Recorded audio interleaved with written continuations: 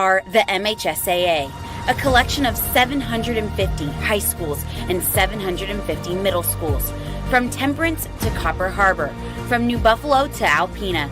Each year, more than 250,000 students play one of our 28 sports. More than 1.5 million fans attend our postseason games. There are 30,000 coaches and 8,000 officials, not to mention all of the volunteers.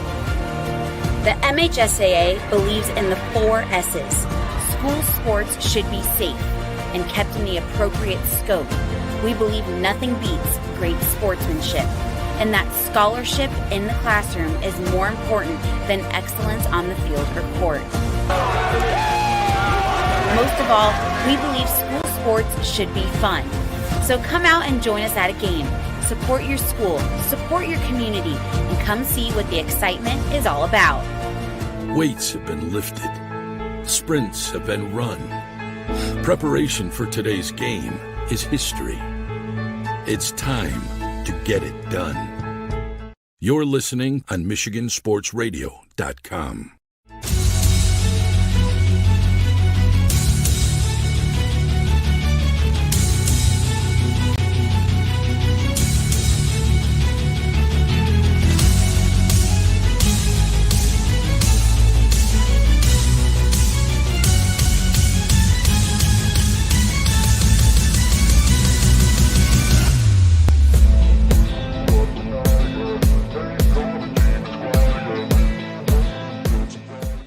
Hello, everyone, and welcome to Game Night, and welcome to the MGN Drive to Detroit. The MHSAA playoffs start tonight. Nate Dreyer, Chandler Timmer, and a good one. We're back at Bulldog Stadium, and a good one here tonight, Unity Christian.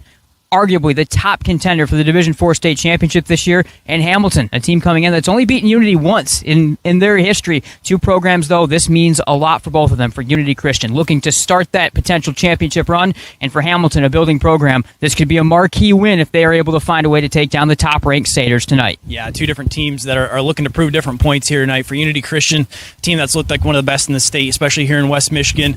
Really dominant on both sides of the football, really physical offense, dominant defense. They're looking to prove to the rest of the state that they're for real. For Hamilton, a team that's in the playoffs for the first time in a while and trying to pull the upset here, really kind of trying to jumpstart their program if they can pull it off here. It certainly is going to be a great one to watch. We've got a lot to get to here on our Bennett Center Farmers Insurance Agency pregame show. We're going to step aside. When we come back, we're actually going to send it to us back in the MGN studios, as we'll have a little bit of a breakdown of some of what you can expect in this game as we get closer to kickoff, and not just get closer to kickoff, but get closer to kickoff for the playoffs.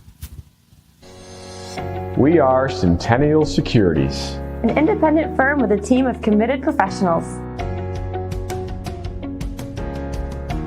who strive to exceed our clients' expectations by giving outstanding service. We're proud to be part of our community where we live and work.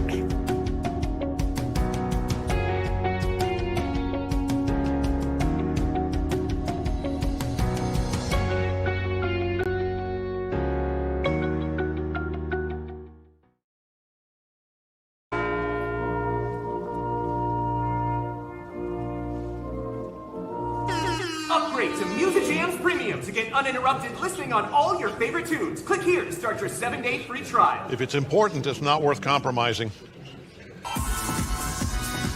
Which is why with Farmers, you don't have to compromise quality to get great savings on your insurance. I got this. We are farmers. Bum, bum, bum, bum, bum, bum. Game Night is presented in part by Farmers Insurance, Bennett Center Agency, for all auto, home, specialty, life, and commercial insurance. See what a center can do for you. So, then Hamilton and Unity Christian, where we're going to be at 6:30. You know where to listen through Michigan Sports Radio, through our website, as we begin our drive to Detroit for 2024. I guess let's start with what this game means for each team.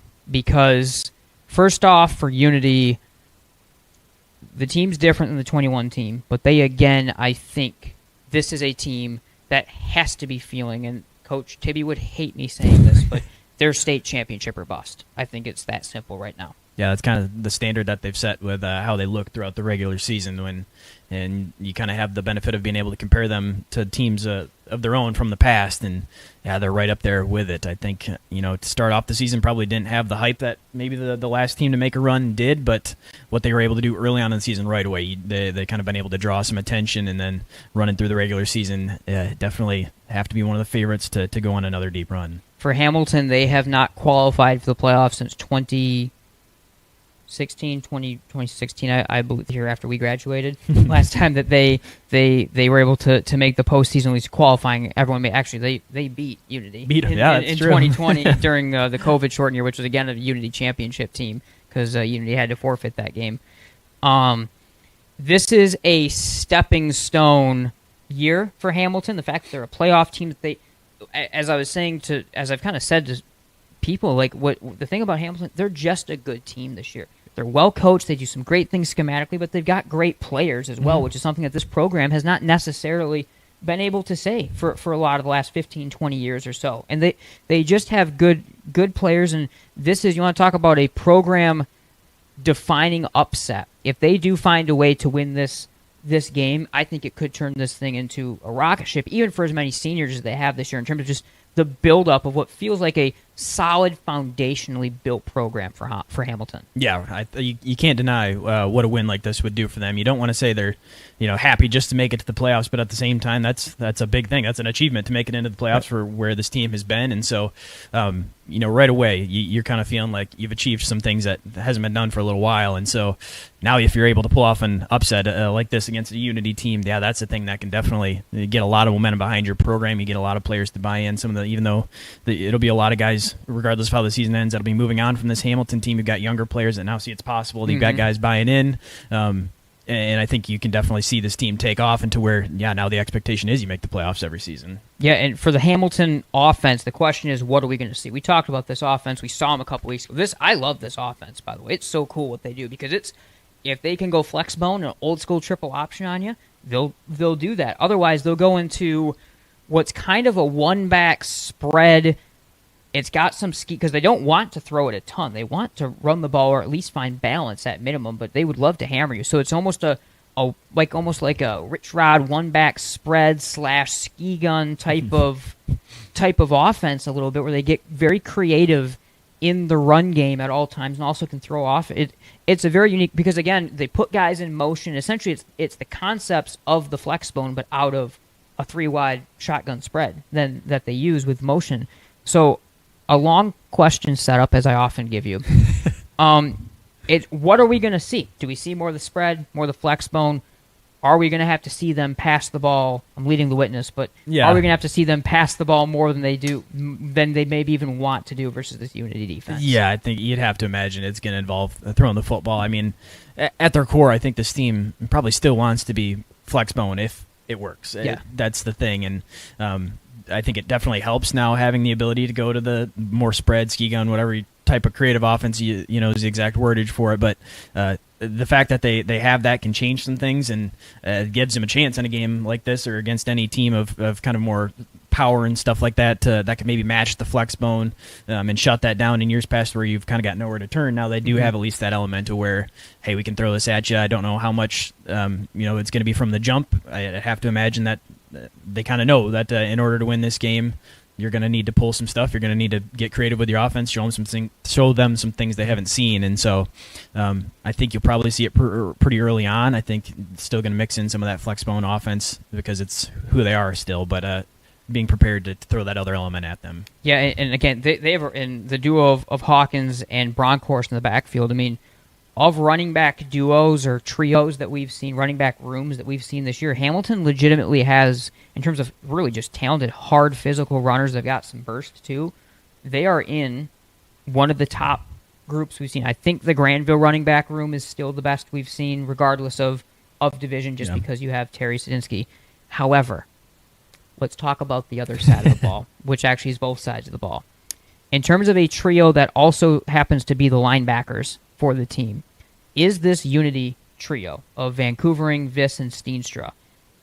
They're different. I previously would have said the 21 trio for this team, by the way, but because they're different, because they're so physical. In terms of being physical two-way players. Is there as good of a trio in the backfield and at the linebacking core as what Unity has with these three guys this year? Because they're just incredible as physical specimens. Yeah, no, I think there's not many that jump out to you that can match what they do. I think both sides of the football, when you've got those same three guys, it's pretty rare that both playing both ways and all at the same position there, where you've got guys that all can make plays offensively, that are physical, strong runners, can still have enough speed to make some big plays down the field, and then you go right to the other side of the ball, and they're doing the exact same thing except shutting it down. Now they're filling run gaps and able to make tackles and playing some coverage in there as well. And yeah, when you've got those three guys that just at all times can be making plays on either side of the football, it really is invaluable. Yeah, and really, exceptionally smart quarterbacks for both teams, I think, as well, in DeHoop and Petrulia. I think the X factor we all know is the way that Unity Christian can mash you up front. Mm-hmm. The way they physically move everyone, but the way they physically just moved Zeeland West, both sides of the ball, the way they won up front against Zeeland West in that game that we saw. Again, it was 20-8, but Shiwato stole a score right before the half with kind of the pass game and whatever. Like, it could have been a shutout. It could have been a 28-0 shutout easy based on the game script. Like, here's my question. With two teams that kind of want to be physical, and with Unity being what they have been all year long, it's obviously an incredibly difficult task. How can Hamilton win this game, facing a deficit up front and, at other positions that everyone in the state, frankly, in Division 4 is going to face? What is the script? How can Hamilton win this game? Yeah, I mean, it's not going to be easy no matter how you want to figure it out. But I think, it starts on the offensive end and trying to be creative and finding a way to be able to score some points. I think side errands, double, triple reverses. Yes, I think you likely will see some trick plays to some extent, and we'll see how many of them there will be. But see if they got Donovan Edwards on the team.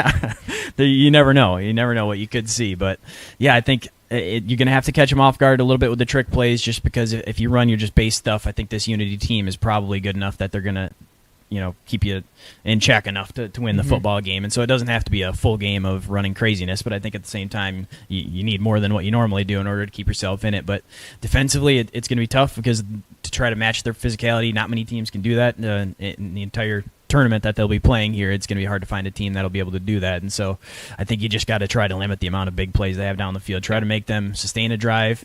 If you can make them pick up multiple first downs to go down the length of the field and score and make them have a long drive, that's kind of needs to be what you're aiming for. I think if you're able to do that, you'll find yourself in situations where you can get off the field. But if you're the second Unity Christian offense is on the field, if you're giving up a long touchdown run and they're scoring, that's how the game gets away from you right away, and then what you do on offense kind of doesn't really matter. Hamilton defense, that was incredible through the first 6 weeks of the year. They have given up quite a few more. I think they've given up 28 or more than 28 in 4 of their last 5 games or something, kind of down the stretch. They've started to allow more higher scoring points really outside the game. We saw it was their lowest scoring game of that run down the stretch. So they're going to need that defense to come back to the early season level, and I think it's going to come down to, if Hamilton wins, it probably is. It stays low scoring, there's a turnover or two, and it winds up being a 14-13 type game that maybe Hamilton wins on 2-point conversion miss for Unity or something. I think that's probably or 15-14 or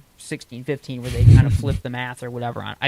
I think that's what it is, and again, it's a tough task, and it's we certainly have given Unity a lot of love, and for good reason this year, because Unity is really good. It's that simple. So again, Hamilton, Unity Christian, 6:30 on the Michigan Game Night YouTube, on MichiganSportsRadio.com, on the Michigan Sports Radio app. We'll be there with our live Radio Plus coverage with stats and a couple new features, by the way, too. We've kind of changed a little bit, kind of some different network requirements on some of the different things we have going on with MSR. So we've added we've changed out some features on our broadcast and what stats and different things we're showing you. So you're going to have to tune in to see what we've cooked up this year, because you never know with us what we've got cooked up. We've got some things coming with that. So make sure you tune in.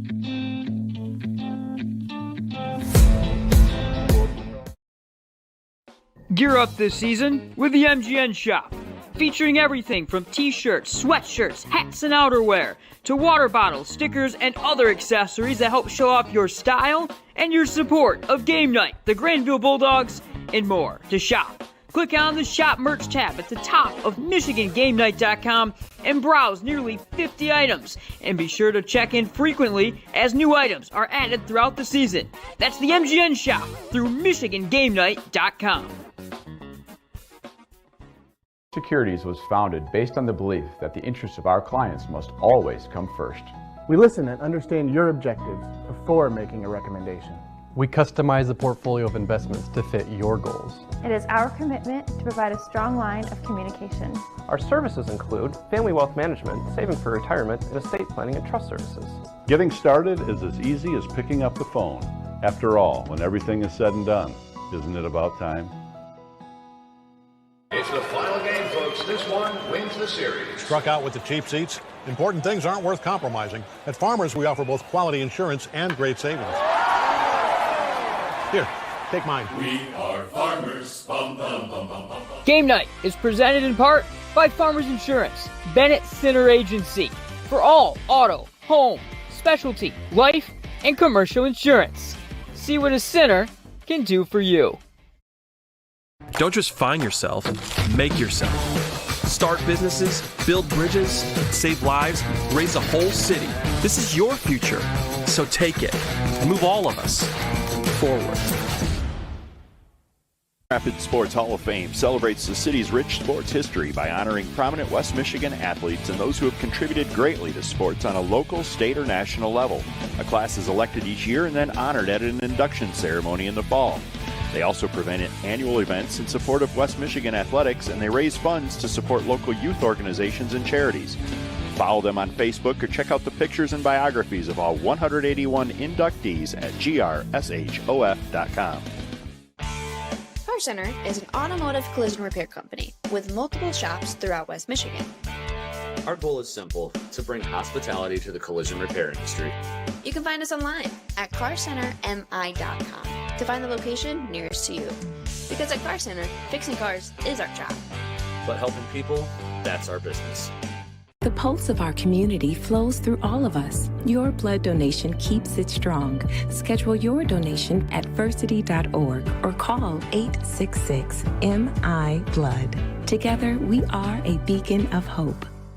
Uccello's Restaurante is where great food and sports come together. There's something for everyone, from a variety of handcrafted pizzas, along with classic Italian dishes. With over 50-plus TVs in each location, you won't miss any action of the big game.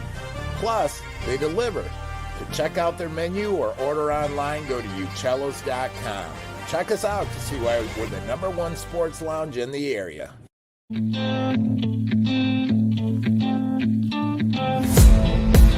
Ruff, he'll turn, give, Terry, busting into the open field, there he goes, Jaden Terry, Grandville with an answer, and another Bulldog win. Kids that growing up in basements, online a whole new generation, I'ma make gives the scurry fake, miss in the backfield, evading a man, throws out of the tackle, incomplete. Zeros across the scoreboard. Harper Woods have won the state championship, their first in school history, in unbelievable, thrilling fashion. We were built to thrive, yeah. I think that we've all had fake handoff, guy up the middle, big hole, bursting over the 40 to the 45-50, angling right at the 40, 35-30, racing to the 25, 20, outside the numbers, 10, 5, touchdown, Muskegon, Mackay guy, 80 yards to the house.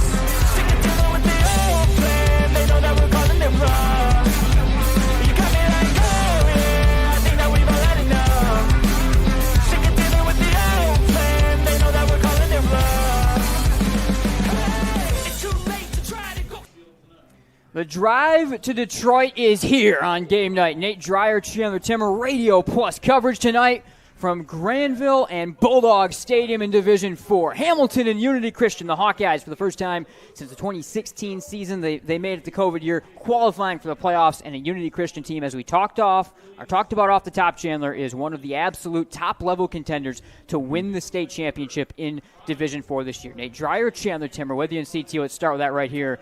a game that means, different things as we talked about off the open for these two teams. But for Unity Christian, the start of what definitely, we're going to be on a lot of their games, I think, this postseason could definitely be a state championship and a revenge run from 2021. Yeah, no doubt. The way they looked during the regular season, going undefeated, setting themselves up as one of the best teams in West Michigan and looking to make a deep run here in this tournament and kind of replicate some of that success they had a few years back when they made it to the championship game. This is the Bennett Center Farms Insurance Agency pregame show for UWMGN. A couple different features on our Radio Plus coverage, along with, of course, the stats on your screen. We are debuting, as we're moving away during this playoff run, for a couple different network-related things, to an on-the-field cam, or look, I should say, graphic showing you kind of positionally starters, backups as well, and the alternate colors that you can see for each unit. So we'll have that on the field to help visualize a little bit of what is on the field during the game. This is our Center Agency Farmers Insurance pregame show, Chandler, and as the Crusaders are getting ready to make their run out onto the field, let's get into this game a little bit. We'll start with the systems in this game. Of course, both teams pretty similar, very physical defensively.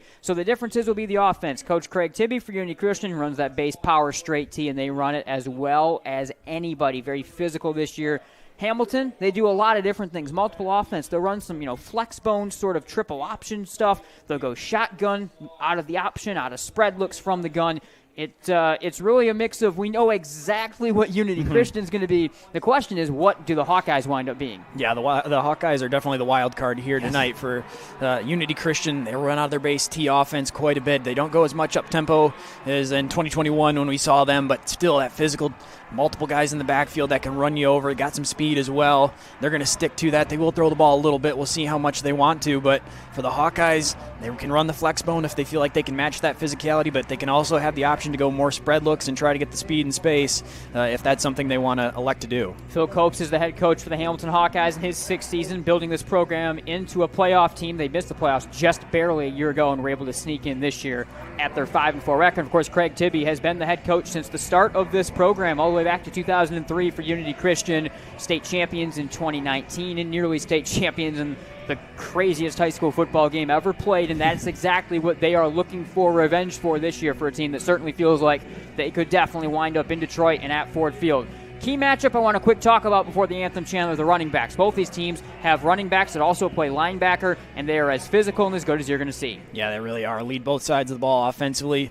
All those guys able to run people over, get some extra yardage, trust all of them to carry the football. On defense, they eliminate the run game, able to play really physical, whether that's from the linebacker position or coming off the edge, and really setting the tone on both sides of the ball. Here come the Hawkeyes now onto the field where through normally what would be the blow-up Grandville Bulldog head that we're so used to seeing here on game night at Bulldog Stadium. Jaron Bronkhorst, Brooks Hawkins, those two leading running backs for the Hawkeyes, and a couple slot backs as well that you'll see when they go speed. And then it's the trio of Viss, Vancouvering, and Steenstra, the starting group that also start at linebacker for Coach Craig Tibby and the Crusaders.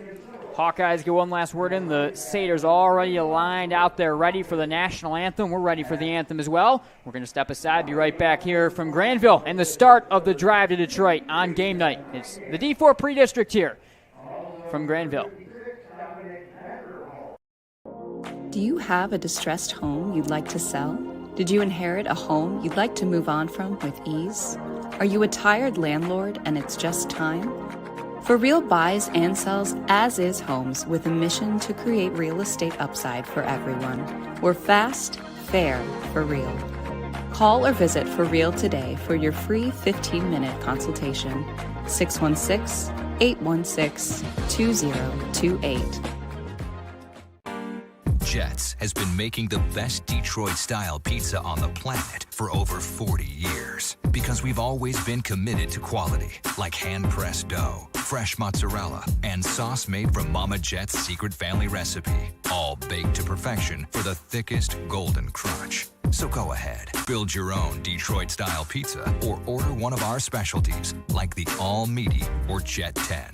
Jets, better because it has to be.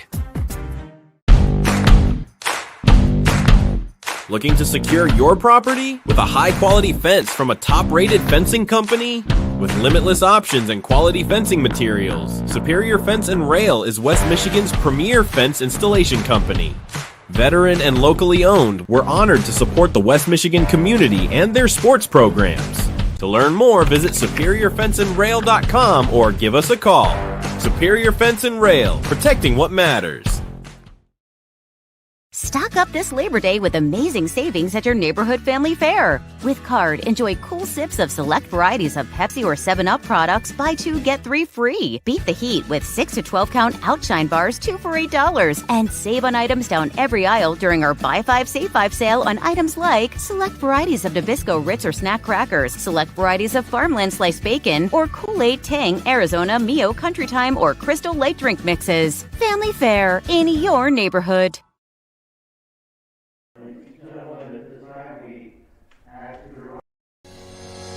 We are Centennial Securities, an independent firm with a team of committed professionals who strive to exceed our clients' expectations by giving outstanding service. We're proud to be part of our community where we live and work.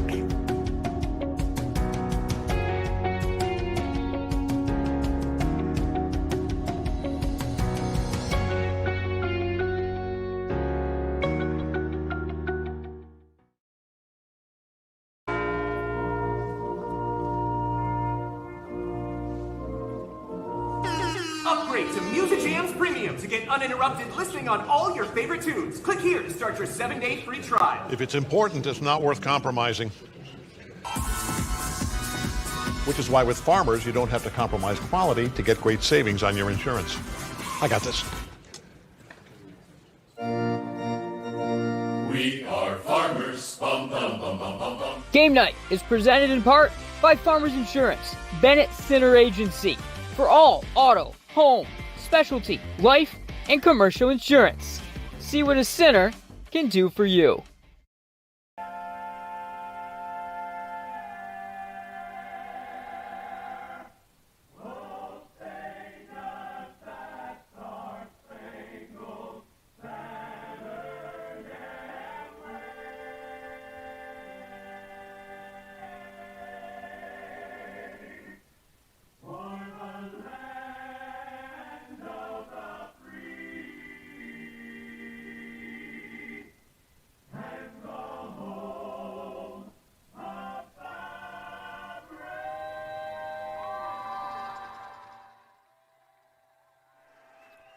Let's get the playoffs going. Nate Dreyer, Chandler Timmer here on game night, getting ready to kick off the D4 MHSAA playoffs here. And before we do this week, the Family Fair tailgate special is all natural Angus boneless New York strip for $9.99 a pound. Visit shopfamilyfair.com for all the specials. The following companies are hiring in your area: Industrial Innovations, ProStamp, and Enterprise Tool and Die. To see all the companies that are hiring, check out the standings page on MichiganSportsRadios.com's website, brought to you by the Precision Metal Forming Association. Unity Christian will be kicking it away to start the ball game. They deferred the option, and Coach Tibby's team in the all-home navy blue uniforms. Numbers are in the stark white with the UC logo on either side of the matte blue helmet with a white stripe down the middle. The Hawkeyes in the traveling whites. Pants are gold, white top with black numbers, and a black helmet with a stripe down the middle. The Hawkeye logo on the left side of the Hamilton helmet, and the number of each player is on the right-hand side. Pair of deep returners back for the Hawkeyes, getting ready to get this game underway. This is a special teams unit that can be dangerous. Cy Behrens and A.J. Fredrickson will be the ones getting ready to take the return from Cody Walters, the junior for the Crusaders, as Unity Christian will send this one away left to right across your radio dial to get us started here this evening from Grandville and get the playoffs underway here on game night. Walters strides forward, right leg through the football, and a low driver. We are underway. Backing down is Behrens. It goes through his hands at the 5-yard line. He'll pick it up and angle across the field. With speed at the 10, Behrens has the 20, and he lowers into a trio of blue jerseys to the 24 and dives to the 25-yard line as Behrens is able to turn a dangerous moment right there, at least getting back to the 25-yard line. Yeah, able to save that one. If the Hawkeyes are going to pull the upset tonight. You get the feeling they're going to have to make some plays on the margins, and special teams is one of them, able to avoid a big mistake right there and get pretty good field position right back to normal starting territory. Grant Petroia, very smart senior quarterback, will lead out the Hawkeyes. Wears 12 in that traveling white uniform. He was 52% passing with 139 yards and a touchdown last week in a loss to Zeeland East. A game that, even though the Hawkeyes lost the game, they were very balanced offensively, and they actually outgained the Chicks in that contest. This is a team that, as we mentioned, they'll bounce between a couple of different looks. They start with a balanced 2x2 shotgun set. Brooks Hawkins, the tailback, to the left hip. They put Behrens in motion and give it to Hawkins right side. He gets the 25-yard line and falls into a pile to the 26 for a gain of a yard to start this drive, as the Hawkeyes will run it up the middle there on the inside zone, or looking outside with Hawkins out of the spread look. Yeah, trying to show that spread formation, maybe get the defense spread out a little bit and try to run right at the strength of this Unity Christian team. We'll see how much the Hawkeyes are willing to test that inside, the interior of the Crusaders defense. They're kind of going to show it a little bit, show that they're trying, and then eventually try to get to the outside. I think that's where the Hawkeyes will have the most success. A little bit of kind of the ski gun type formation right here with a pair of slot back, set back out of the shotgun here for Petroia. The senior fakes a handoff, throws right side, out of the reach of Cy Behrens, going to the right sideline. It'll be 3rd down and 9 with 11:07 to go in the first quarter.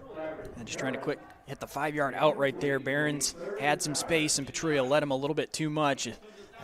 Able to hit him in stride right there. Maybe don't pick up the first down, but get the yardage, make this 3rd down much more manageable. Now going to be facing a 3rd and long. Petroia in from the sideline, black long sleeves on a very chilly night. It's just under 50 degrees, the thermostat says, but it feels much colder out that with a little bit, not a ton of a breeze here. The Hawkeyes will go from the gun again, trips to the near side of the field with the ball here on the right hash mark.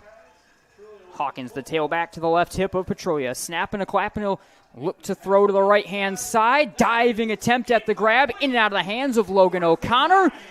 4th down, and the Hawkeyes will bring the punt unit out as they're unable to convert their first 3rd down of the ball game.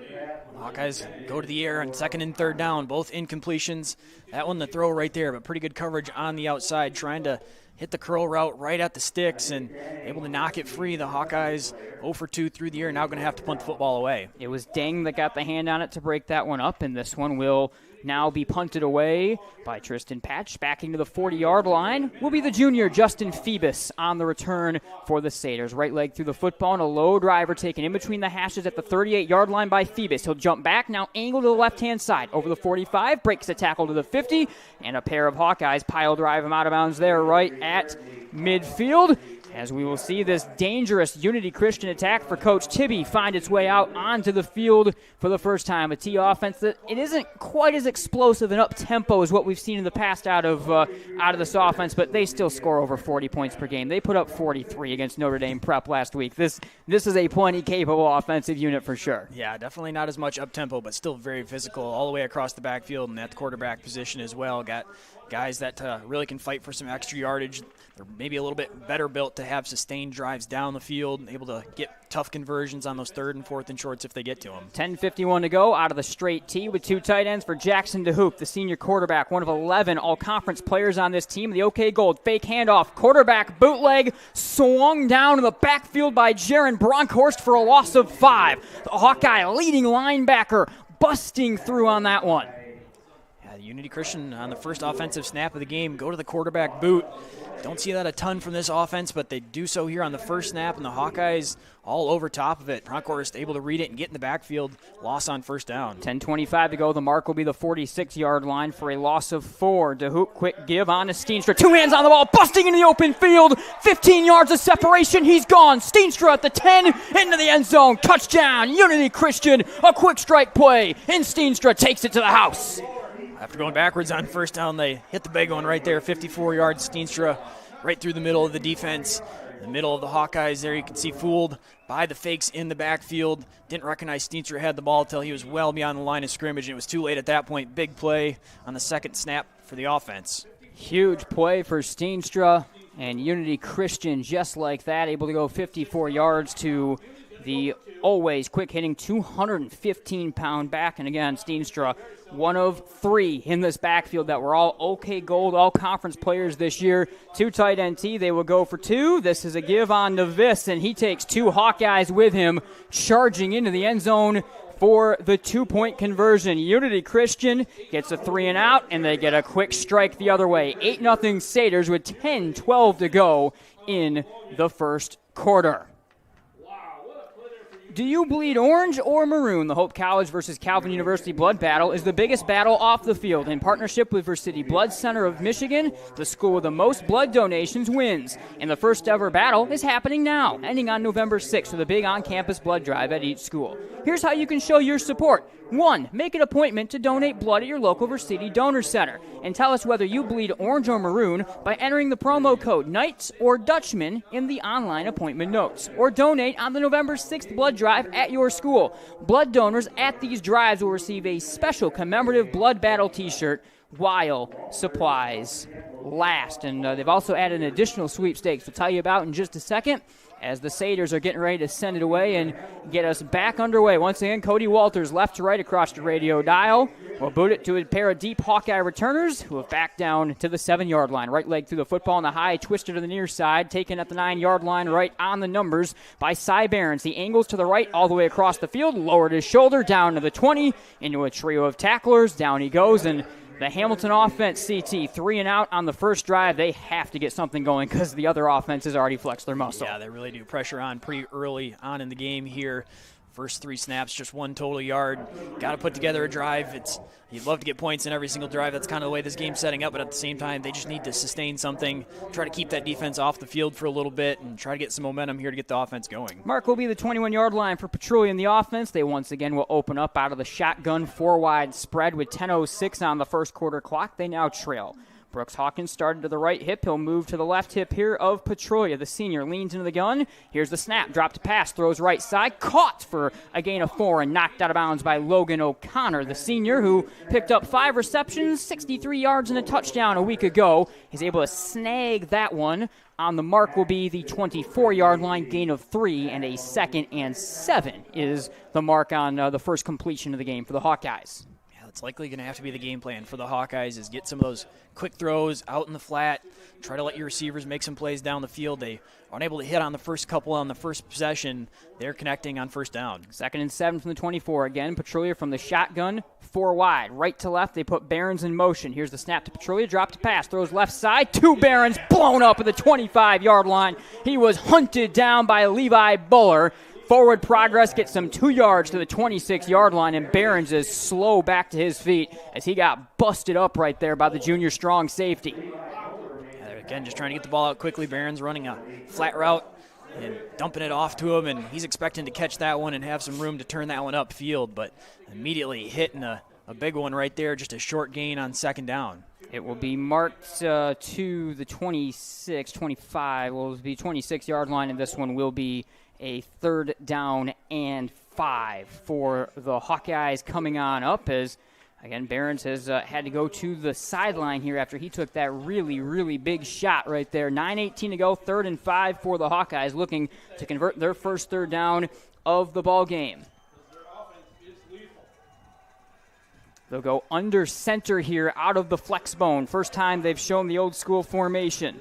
4 down lineman on the other side. Sanchez, who is in place of Behrens, will go in motion. Roll out pass over the middle. Slung to the 35-yard line. Caught on an angle by Lincoln Phillips, and he'll move the chains as he's got it past the 35 to the 36-yard line before Dang and company make the stop. Good conversion, and the Hawkeyes move the chains for the first time to their slot man, Phillips.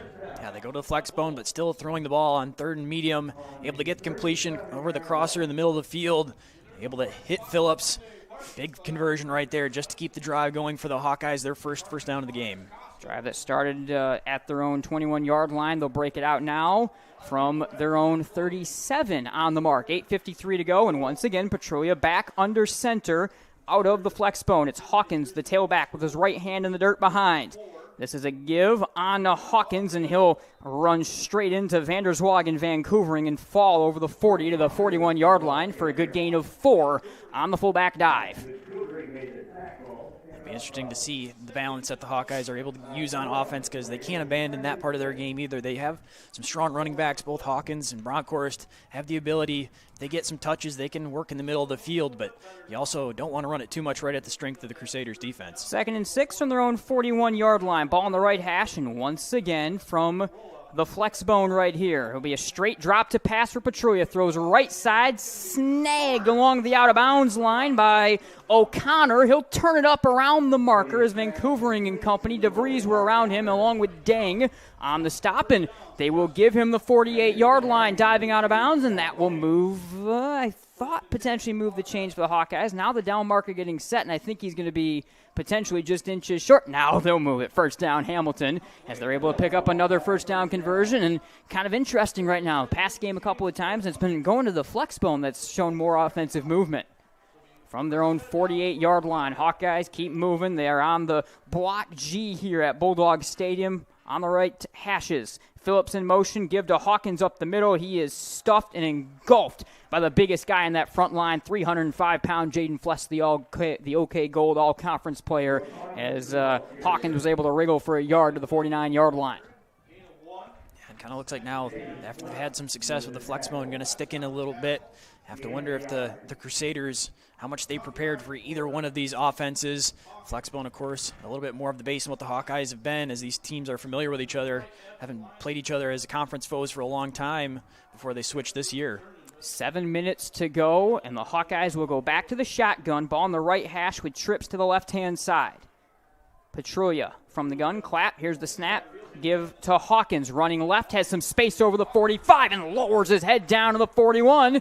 That will move the chains. Dang on the stop, and the Hawkeyes keep grinding it. They went down 8-0 quickly, and now they are able to put together a trio of first downs already on this drive.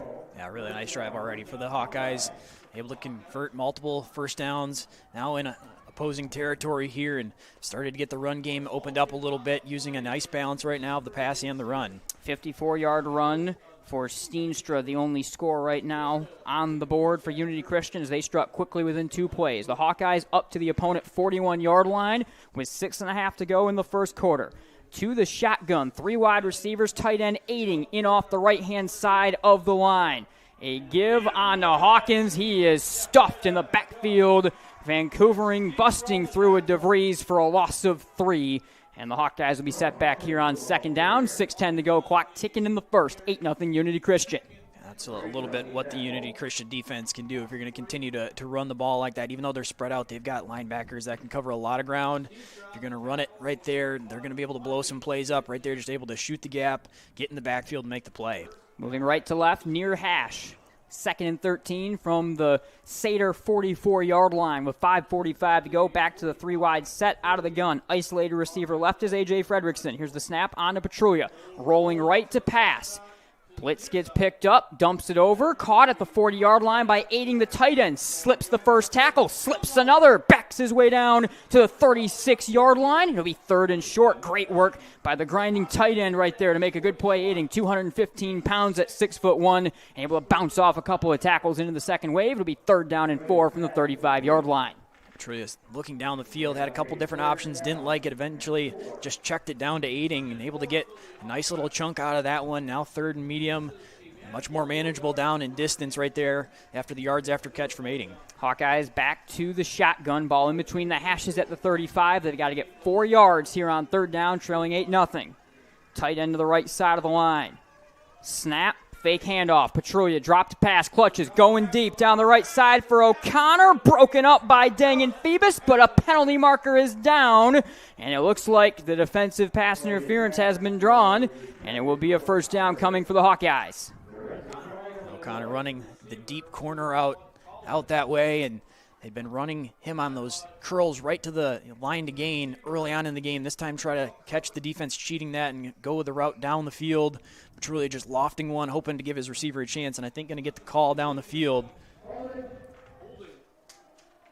It is a defensive holding call, so that will be the free first down for the Hawkeyes. 4th time they've moved the chains this drive, and they keep it going. 4:45 to go. 8-0. I mean, the Hawkeyes offense right now up to the 25-yard line, this is the exact kind of drive. They have to kill clock. They have to consistently move the football. They have to keep Unity's offense off the field. We've learned that this is what this team needs to do for Coach Copes. Yeah, much better on the second go-around here for the Hawkeyes offense. And now just outside the red zone. Have been able to hold on to the ball for a while, keep the defense off the field, now ultimately has to end in points. Hawkins, the tailback to the right hip here of Petrolia. Once again, 3 wide set from the shotgun. H-back/tight end off the left side of the line once again is Aiding. Here's the snap to Petrolia. Give to Hawkins, angling right. He's got some space to the 20. Breaks it outside at the 15. Shucks off a man to the 10. Down to the 5. Diving to the 1-yard line. First and goal, Hawkeyes. Big run by Brooks Hawkins. Busting his way nearly to the end zone. Well, now they've been able to hit a couple of those bigger runs for the Hawkeyes on what becomes an outside zone. It sets up like an inside and then just able to bounce it to the outside for Hawkins. Gets around to the outside, almost able to extend for the front corner of the end zone, but now the Hawkeyes going to be set up in prime position, first and goal from the 1. Hawkins ran for 70 yards and a rush touchdown a couple weeks ago against the stout West Catholic defensive unit.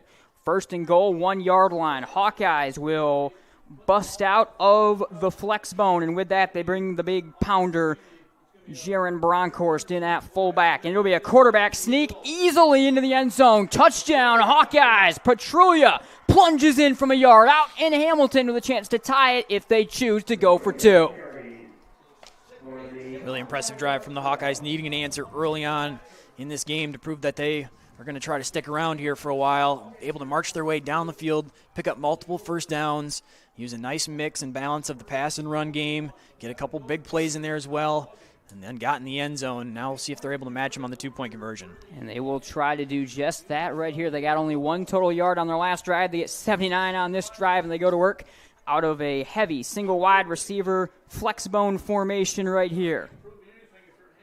Petrolia, give Bronkhorst, lowers the head, stood up at the goal line. He doesn't have enough, that linebacking core. Steenstra and DeCock on the front line, able to make the stuffing tackle. Remains a Unity Christian lead, but the Hawkeyes with a good answer. 8-6, 4:10 to go. We're going to step aside, be right back here from Bulldog Stadium.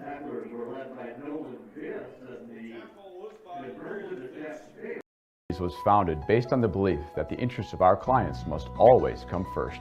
We listen and understand your objectives before making a recommendation. We customize the portfolio of investments to fit your goals. It is our commitment to provide a strong line of communication. Our services include family wealth management, saving for retirement, and estate planning and trust services. Getting started is as easy as picking up the phone. After all, when everything is said and done, isn't it about time? It's the final game, folks. This one wins the series. Struck out with the cheap seats? Important things aren't worth compromising. At Farmers, we offer both quality insurance and great savings. Here, take mine. We are Farmers. Bum, bum, bum, bum, bum. Game night is presented in part by Farmers Insurance, Bennett Center Agency, for all auto, home, specialty, life, and commercial insurance. See what a Center can do for you. All right, welcome back to Grandville. Nate Dreyer, Chandler Timmer here on game night. 4:10 to go. The Hawkeyes respond in an 8-6 ball game, and Gabe Scrotenboer will send away a bouncing kick that is high pointed at the 30-yard line by Max Van Coovering, and he'll drag his way over the 40 to the 41. Here comes check that was Steenstra on the return, and here comes the Unity Christian offense. They struck quickly. They lost 3 on first down and then went 54 to the house on their last drive with Steenstra. So this offense has already been able to flex some muscle early. 4:05 to go. The Hawkeyes, though, a good response, so I don't think Coach Tibby would hate a bit of a grinding drive of his own coming here. Yeah, no, that's the big question that remains to be answered here tonight. Now the Hawkeyes have put together an offensive drive, showing that they can march their way down the field on the Unity defense. Now they have to try to force Unity to sustain a drive. It's an offense that can have multiple big plays if you're getting fooled by some of the fakes and the pulling guards. Saters out of the tee, a give on to a hard charging Max Van Coovering, who's got it ahead to the 44-yard line before that defense, led by Bronkhorst in the middle of things, able to make the stop for the Hawkeyes. 3:47 to go. It's going to be a gain of 2 officially to that 44-yard line I mentioned. 2nd and 8 coming up here for the Saters. Jack to hoop in from the sideline. Where's 2 in that all-navy blue uniform for the Crusaders, opening up a playoff run that throughout will be at home if they continue to win. Home begins at Bulldog Stadium. We'll see where else they may make their home throughout this run. This is Steenstra, left side, with some speed over the 50. 2 hands on the ball, blowing his way into the second level before Bronkhorst upends him into Hamilton territory to the 49-yard line. It will be the first third down of the game, forced, though, a 3rd and 1 here for the Crusaders. Steenstra through the hole in a hurry again. Looked like he was going to have a chance to match his touchdown run just a few minutes ago. This time the Hawkeyes able to bring him down on the second level, but another run right there. Steenstra with a burst. The hoop in from the sideline. White towel off the back of his uniform as the quarterback relays the message to the huddle. Again, slower tempo Unity offense, not the up-tempo, no-huddle team that we've seen Coach Tibby run in the past. 3rd down and 1, just into Hawkeye territory. Out of the tee, pitch right side to Visk. Gets well picked up. He's got the first down to the 45. Angles outside the numbers to the 40, and he'll walk out of bounds to the 35-yard line. Got escorted out by the outside backer, the senior Lincoln Phillips. First 3rd down play of the game faced by Unity. A good conversion for the Crusaders. Able to get Visk. There's one of their speed guys going to the outside. Right away, just a foot race to the corner, trying to beat the Hawkeyes that way, and is able to do so. 2:36 to go. Crusaders will work quickly on a Steenstra. Angles right into the open field 20 at the 15-10. Angles end zone. Touchdown, Unity Christian. Steenstra, another quick hit around the misdirection, and Unity Christian scores. This time, 35 yards for the senior, his 2nd of the night. Second drive for the Crusaders, 2nd touchdown for Steenstra. Breaks another long one, that time through the line of scrimmage, both hands over the ball. Again, the defense late to react and see that he had the football. Another long touchdown run. The Crusaders working quickly once again. Steenstra already just rolling in this ball game, as we so often have seen. And the Crusaders are going to bring out Walters, and they're going to look to add the extra point here with already a 14-6 lead. Phoebus to hold, high snap, sell, the right leg through the football, and Walters has got that one. 15-6, Crusaders over the Hawkeyes in this one.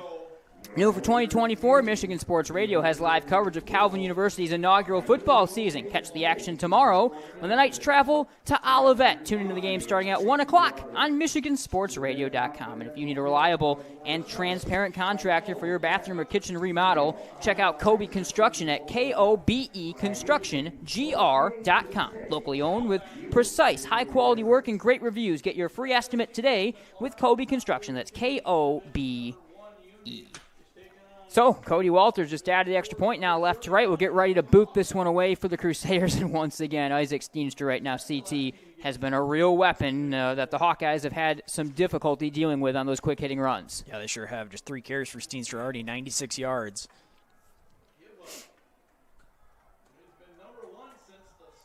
35-yard touchdown and a 54-yard touchdown, a part of it as well.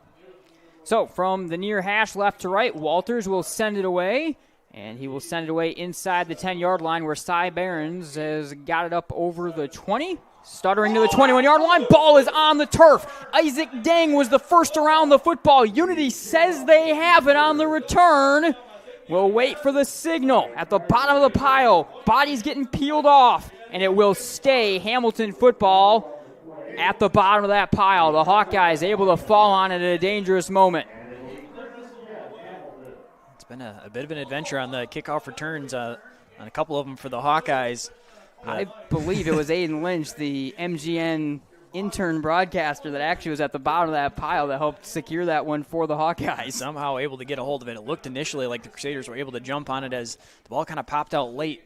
Returner stood up and the ball knocked out. Somehow it did look like Aiden Lynch able to jump on top of it and pry it away at the bottom. All right, 2:21 to go, and Hamilton back to work. 3 wide set out of the shotgun here from their own 22-yard line.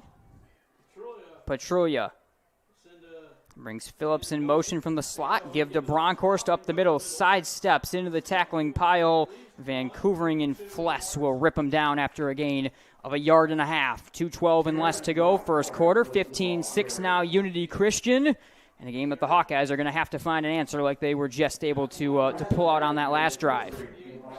Yeah, it seems like that's kind of the way things are setting up. The Hawkeyes going to be facing a lot of pressure on the offensive end. As long as their defense is giving up scores, going to have to try to match them. You don't want to give a possession right back to the Crusaders and let them open up a couple score advantage.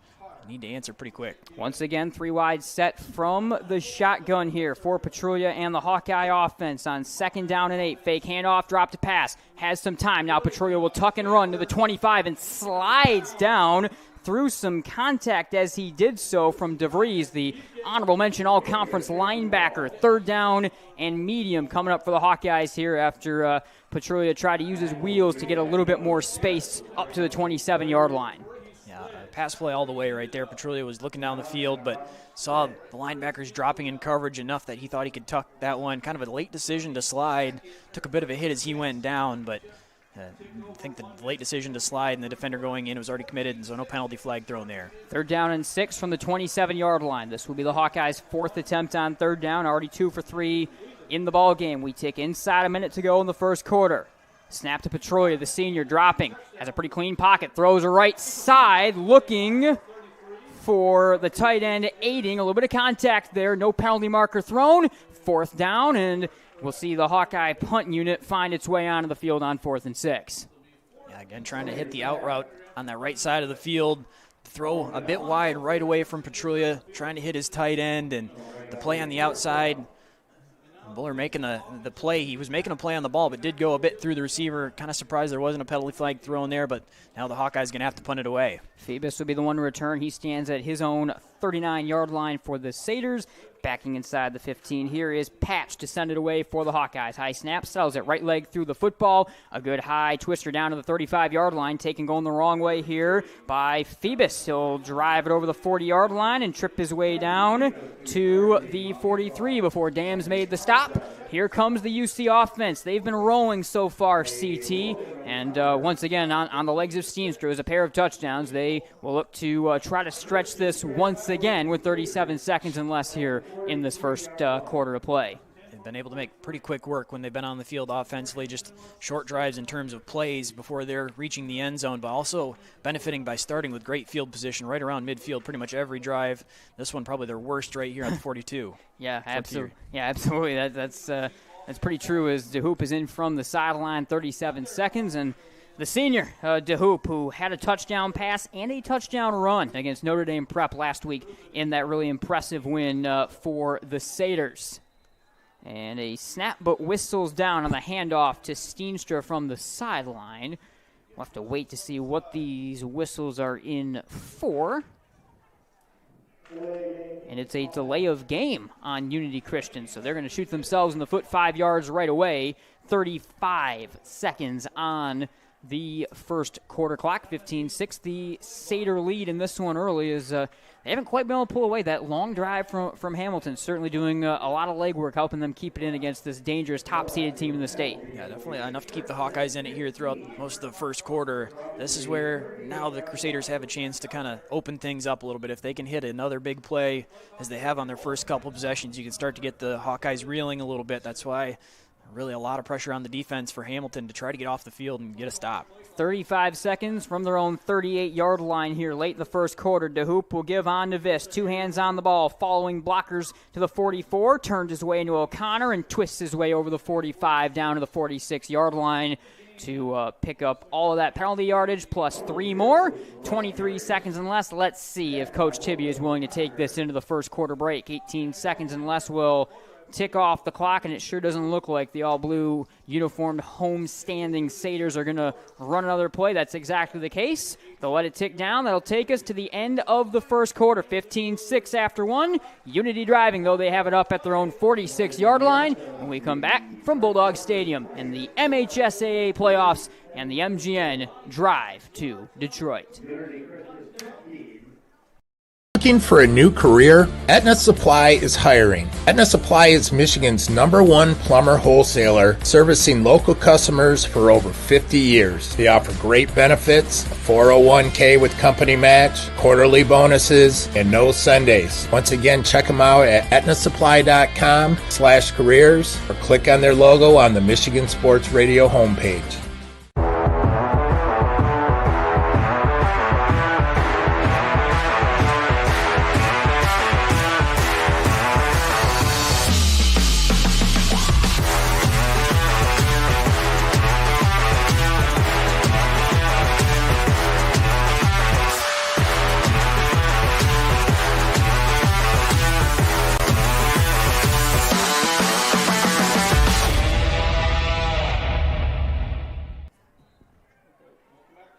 Welcome back, Nate Dreyer, Chandler Timmer. We are back underway. Fresh 12 minutes on the board. Give on to Steenstra. Already has a pair of touchdowns for Unity Christian, and he is spun down to the 48-yard line after a gain of only a couple. So 3rd down and 5 as Unity Christian will face their second 3rd down of the ball game, leading 15-6. And the Hawkeye defense looking to stand tall right here, CT.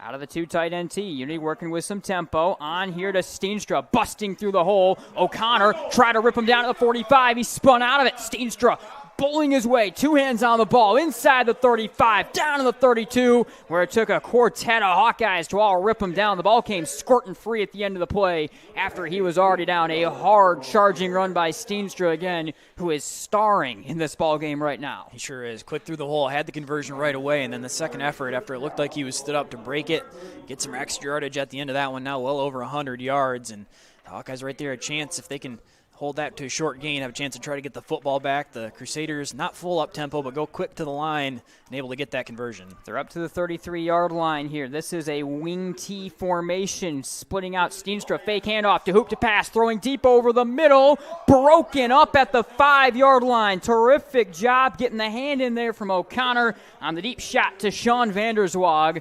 O'Connor possibly saving a touchdown as for the first time they break the tee and they pull off the play action pass. It'll be 2nd down and 10. Yeah, well done by O'Connor down the field. He was beat initially, never able to get his head around and locate the football, but just stayed in good position, had his hands up, able to run underneath it, knock the football away before the completion could be made.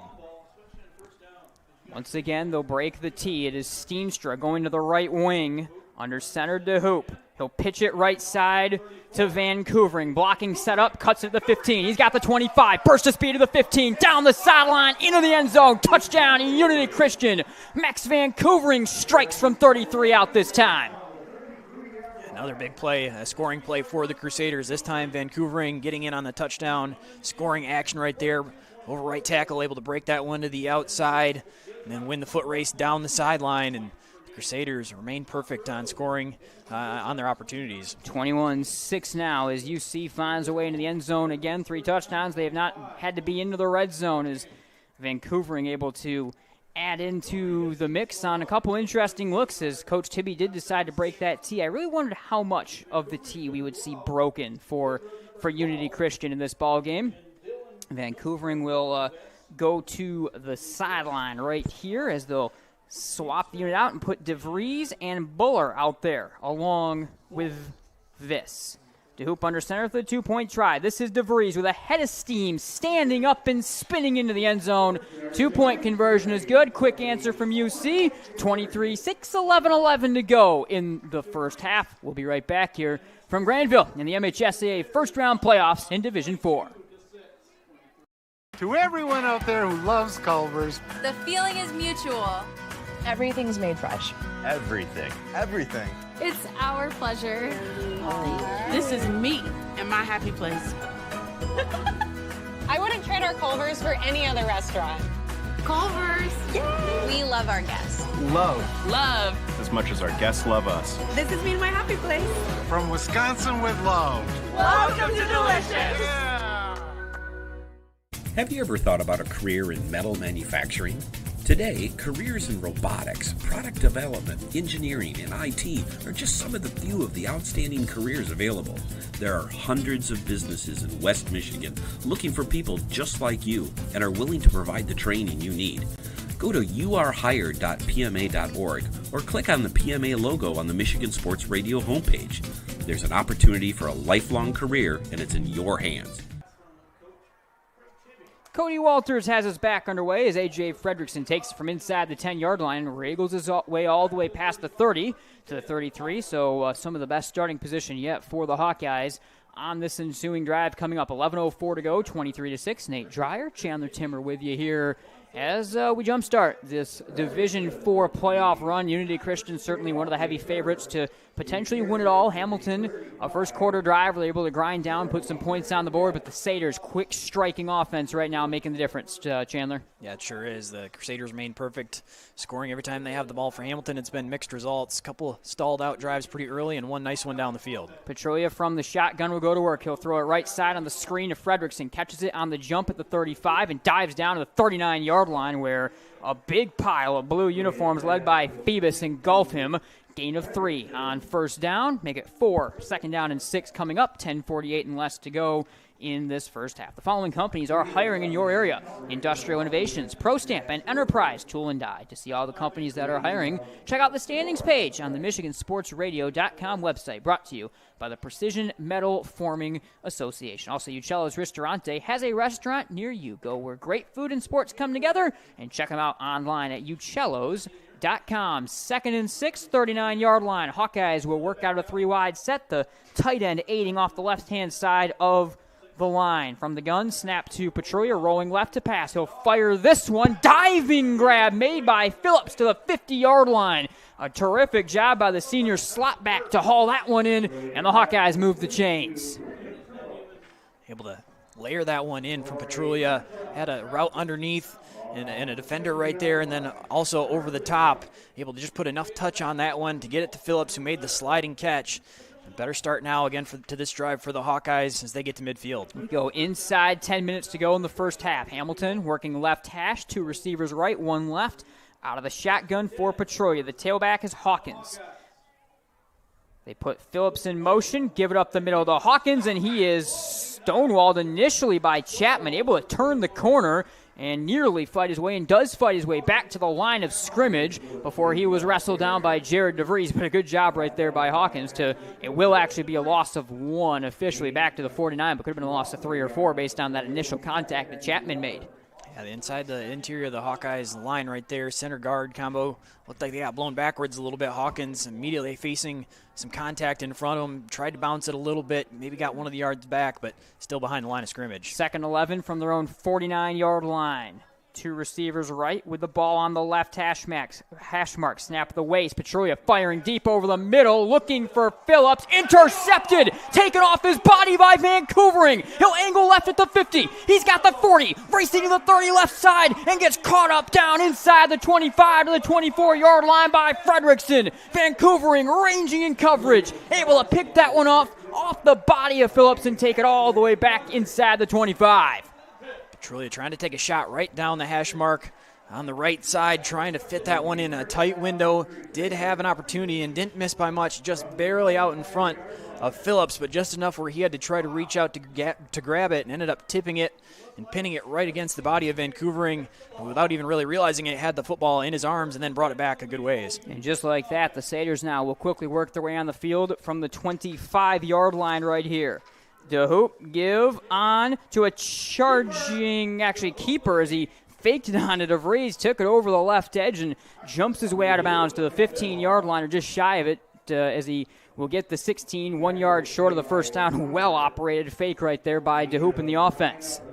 Yeah, I was finding a good time to bring out that quarterback bootleg keeper after they've had a couple big plays from a couple different backs. Then they hit you with the quarterback run. A quick look here out of the split formation and a grinding run inside the 10 from Steenstra. He gets wrestled down as an official. Also got taken down to that pile in that melee at the end of the play and is going to need a little bit of medical attention as well. A tough run right there from Steenstra. There were a pile going both directions, and an official in the middle of it is going to be slow to get up right here as he got taken out in the middle of that. And with that, we also are going to take a break while the official gets a little bit of medical attention on the field. 8:41 to go, 23-6 here in the second quarter. Unity over Hamilton. Looking for a great place to buy a used truck or car? Check out Extreme Truck and Auto Center, located at 1098 O'Malley Drive in Coopersville. They have a huge selection of trucks, cars, vans, and SUVs. Stop by their lot or give them a call at 616-384-3777. You can check out their inventory at xtacenter.com. You order groceries, schedule appointments, and rides online. So why not house cleaning? Sweep is West Michigan's go-to residential cleaning service. Order cleanings in minutes by selecting the rooms and services you need on the Sweep app. Pricing is transparent, scheduling is flexible, and we're fully bonded and insured. Visit sweepllc.com to download the Sweep app or book online. First-time users use promo code FIRSTORDER to get 10% off. sweepllc.com. A cleaning in a sweep. Welcome back to Game Night. Nate Dreyer, Chandler Timmer, official down on the field, still getting a bit of attention right here after he took quite the hit in the middle of that tackling pile on the Steenstra first down run. Actually, they're going to bring the stretcher out even possibly to help him get off the field. So definitely some big contact in the middle of things. Do you have a distressed home that you'd like to sell? Are you a tired landlord and it's just time for real? Buys and sells as-is homes with a mission to create real estate upside for everyone. We're fast, fair, for real. Call or visit For Real today at 616-816-2028 or forrealhq.com. So as the injured official is going to get taken off the field from the middle of that tackling pile, we'll take one more quick break right here and be back hopefully with an update and some play coming back on, and hopefully, of course, all the best to him as well in the middle of things down on the field. We are Centennial Securities, an independent firm with a team of committed professionals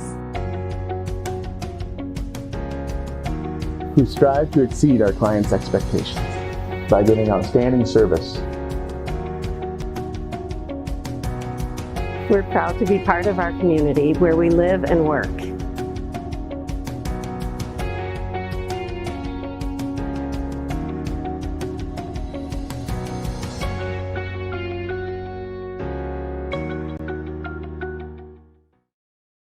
Gear up this season with the MGN Shop, featuring everything from t-shirts, sweatshirts, hats and outerwear, to water bottles, stickers, and other accessories that help show off your style and your support of Game Night, the Grandville Bulldogs, and more. To shop, click on the Shop Merch tab at the top of MichiganGameNight.com and browse nearly 50 items. And be sure to check in frequently as new items are added throughout the season. That's the MGN Shop through MichiganGameNight.com.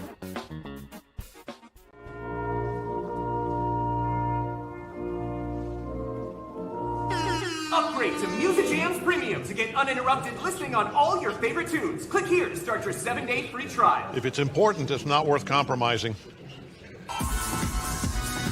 Which is why with Farmers, you don't have to compromise quality to get great savings on your insurance. I got this. We are Farmers. Bum, bum, bum, bum, bum, bum. Game Night is presented in part by Farmers Insurance, Bennett Center Agency, for all auto, home, specialty, life, and commercial insurance. See what a center can do for you. Welcome back to Grandville. Injury situation with one of the officials here, Nate Dreyer and Chandler Timmer, got sandwiched between a couple of different players on that tackle, and they've got him sitting. They do have the stretcher out there if it's going to be needed right here, but working on trying to slowly get him back up to his feet, but then also going to be working short-handed with the crew for the rest of this evening as well. But, of course, wishing all the best to the injured ref, who is up on his feet with a little bit of help right there, and that certainly is good to see. A chaotic run, and I mean, it's obviously always very physical when Unity runs those sort of quick hitting plays, and can be a little bit of chaos in the middle of things. And glad to see that he was able to get up to his feet after being swept into the middle of it. Yeah, good to see able to walk off for the most part here. We'll see if he's going to end up.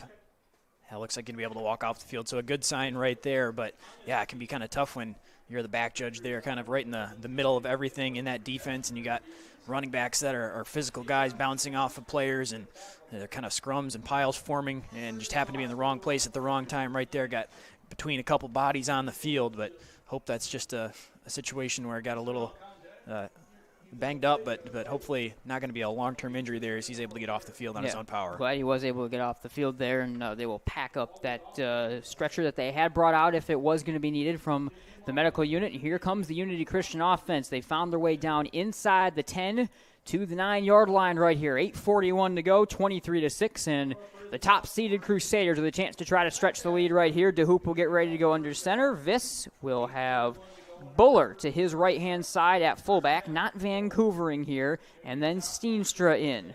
Tight ends will remain Vanderswag along with Jake Chapman.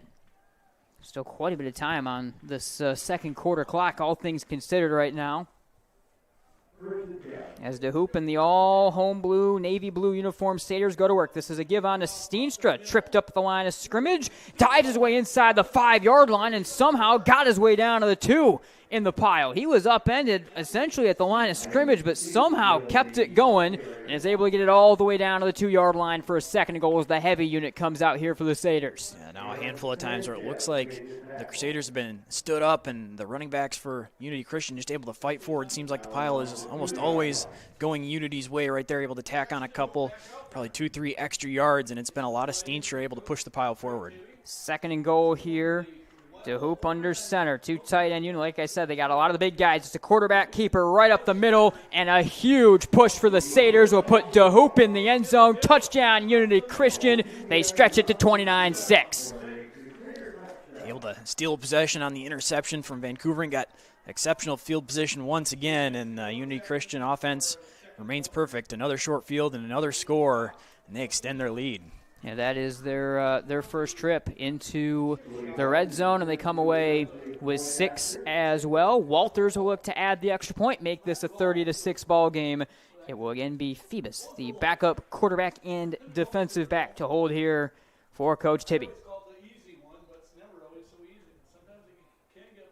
High snap over the head of the kicker and the holder, and it is just going to be fallen on in a sliding fashion at the 26-yard line by Walters. We've seen both snaps go kind of high. Phoebus was able to snag one, not able to snag that one. 8 minutes even to go. 29-6 Unity Christian. We'll be right back here from Grandville. Gear up this season with the MGN Shop, featuring everything from t-shirts, sweatshirts, hats, and outerwear to water bottles, stickers, and other accessories that help show off your style and your support of Game Night, the Grandville Bulldogs, and more. To shop, click on the Shop Merch tab at the top of MichiganGameNight.com and browse nearly 50 items. And be sure to check in frequently as new items are added throughout the season. That's the MGN Shop through MichiganGameNight.com. Cody Walters back out, set to send it on away for the Crusaders once again as Unity Christian has upped that advantage to 29-6 and even 8 minutes on the clock. Left hash mark, kicking it away right to left. So the near side here for the right-footed junior Walters wears 40 in the all navy blue uniforms, long white socks and long white sleeves on this chilly night. Boots it in with a right foot and a driver. Inside the 5-yard line, taken on the back pedal by Fredrickson. He'll angle across the field to the 15-yard line. Outside the hashes to the 20, into a pile, and pushes his way ahead to the 22. Good return there from Fredrickson, and here comes the Hawkeye offense. We said it last drive, and wound up had the turnover that kind of killed it even more, but now certainly the Hawkeyes need to score, and also that first drive where they were able to grind their way down, that was ideal at the time. Now you're into a needing to score with some tempo already mode. Yeah, down a couple possessions now that the game changes a little bit where you don't have the freedom to take as much time as you need. You kind of need to make every possession count, and you need to try to get as many as you can to try to get back in the game here before the half. Looked like they were getting some movement on that last drive before the interception on the shot down the field. 7:51 in the half from their own 22-yard line. 4 wide shotgun set for Grant Petrulia. He'll put Phillips in motion left to right, snapping a pass thrown in and out of the hands of Fredrickson on the quick turning around curl route about 8 yards down the field. Senior unable to make the grab. It'll be 2nd down and 10. Yeah, Fredrickson just trying to make a play before he fully brought the ball in, was looking to spin and kind of try to figure out where defenders were at to see if he could make some yards after the catch, but never fully secured it. Grandville has taken the lead on our other broadcast, 10-7 over Rockford, one of 13 games tonight on Michigan Sports Radio. We have got coverage all over the place. Make sure you check that game and tons of other big ones out. 2nd and 10 from their own 22-yard line. Trips to the right here for Petrulia. The senior will put Sanchez in motion, fake it to him, thrown left side, in and out of the hands of a streaking Brooks Hawkins. He would have had a room to go as well on that one, curling out of the backfield, 3rd down and 10. Wide open down the sideline on the wheel route, and throw just maybe a half step behind it, but one that probably should be brought in right there, and a chance at a big player, at least the first down right there for the Hawkeyes to get their drive jump-started. But back-to-back incompletions now leaves a 3rd and long, and now the Crusaders can get aggressive. From their own 22, 7:43 to go. Petrulia in from the sideline with the call. They got to get 10 yards here on 3rd down. They're 2 for 4 on their 3rd down attempts in the ballgame so far. Shotgun, 4 wide set. Sanchez, the slot to the right, with Cy Barron still out of the ball game. Snap the waist, drop to pass. Petrulia throwing over the middle, in and out of the hands at the 22-yard line of Phillips. 3 drops from the Hawkeyes on 3 consecutive passes. It's 4th and 10, and here comes the punt unit. Yeah, really tough drive right there from all the receivers of the Hawkeyes that were targeted. Some multiple drops. Petrulia putting the ball in a pretty good spot on all 3 throws. That one was a short crosser right across the middle of the field. Would have needed some help to try to pick that one up and get the yardage necessary for the first down, but once again, right through the hands. Patch at the 10-yard line will punt to Phoebus, who stands at the 44. High snap on a jump settled. Patch will put the right leg through the football. Good end-over-end punt. Goes through the hands of Phoebus, and he goes down to his knees at the 42-yard line to secure the football. As here comes the Unity Christian offense onto the field once more. They'll look to stretch this lead even more, and once again, Chandler, they get midfield starting position. Yeah, it really has been the story of the first half. The Unity offense has not needed much help. They've been able to make some big plays down the field in the run game, but they've had tremendous starting field position on every drive, whether it was by a nice work by the special teams unit and punt coverage and punt return, able to get good starting field position, or on the turnover on the previous possession, but right around midfield on just about every drive. Out of the tee for DeHoop and company. Hawkeyes load up the front line, some misdirection before Steenstra on the second handoff gets it, and he dives into the pile, back to the line of scrimmage, and no further right there. Bronkhorst helping lead the tackling pile along with Aaron Sanchez right there on the stop. 2nd down and 10, working with some pace from their own 42-yard line. Quick to the ball, handoff, stretch left to Steenstra. Bottled up, turns the corner 45. He's got the 50.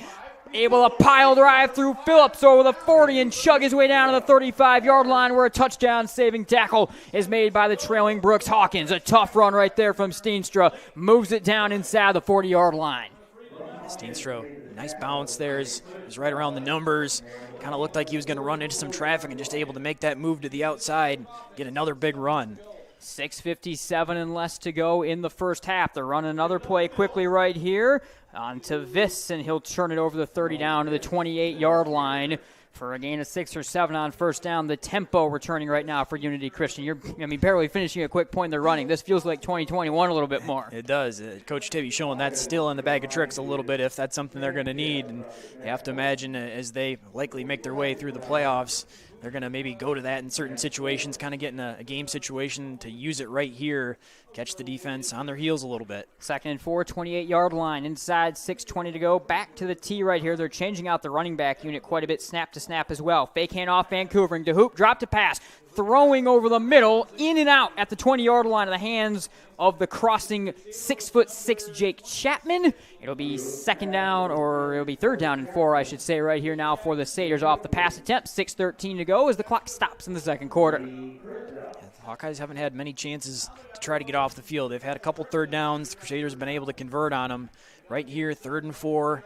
If they're going to try to make a stand defensively, need to get a stop here right around the line of scrimmage. Of course, the Crusaders likely going to go for it on 4th down either way. Hawkeyes crowd the defense, way in, pitch right side, Vancouvering has a convoy over the 25, burst of speed to the 20, he's free, 5, touchdown, Vancouvering, 2nd of the ball game. The Crusaders strike again with 6:05 to go.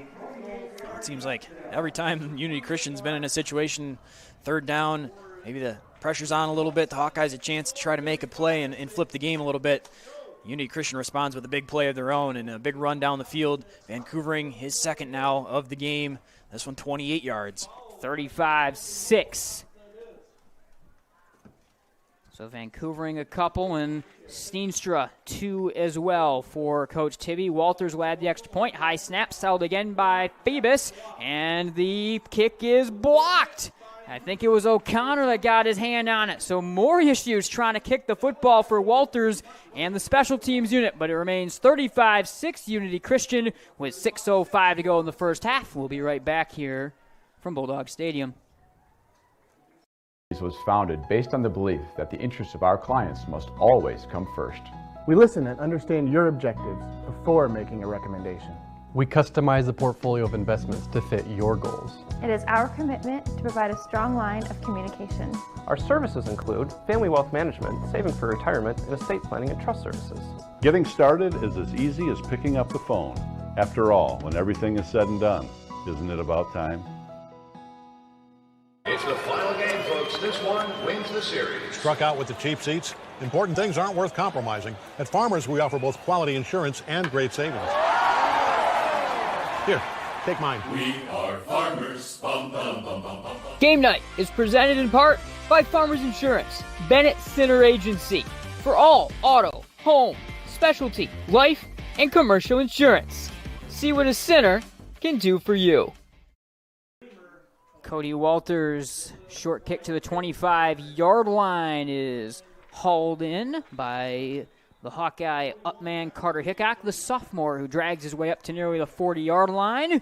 And here comes the Hawkeye offense again, 5:56 on the clock, and a couple discombobulated drives. The interception on one, and then that gets followed up as well by a drive with 3 straight drop passes on that last one for quarterback Grant Petrulia. Yeah, going to need to respond after a tough 3-and-out the last drive. A couple drops, Petrulia putting the ball in a pretty good place, and just need to find something. Can't afford to be dropping the ball like that on some good throws.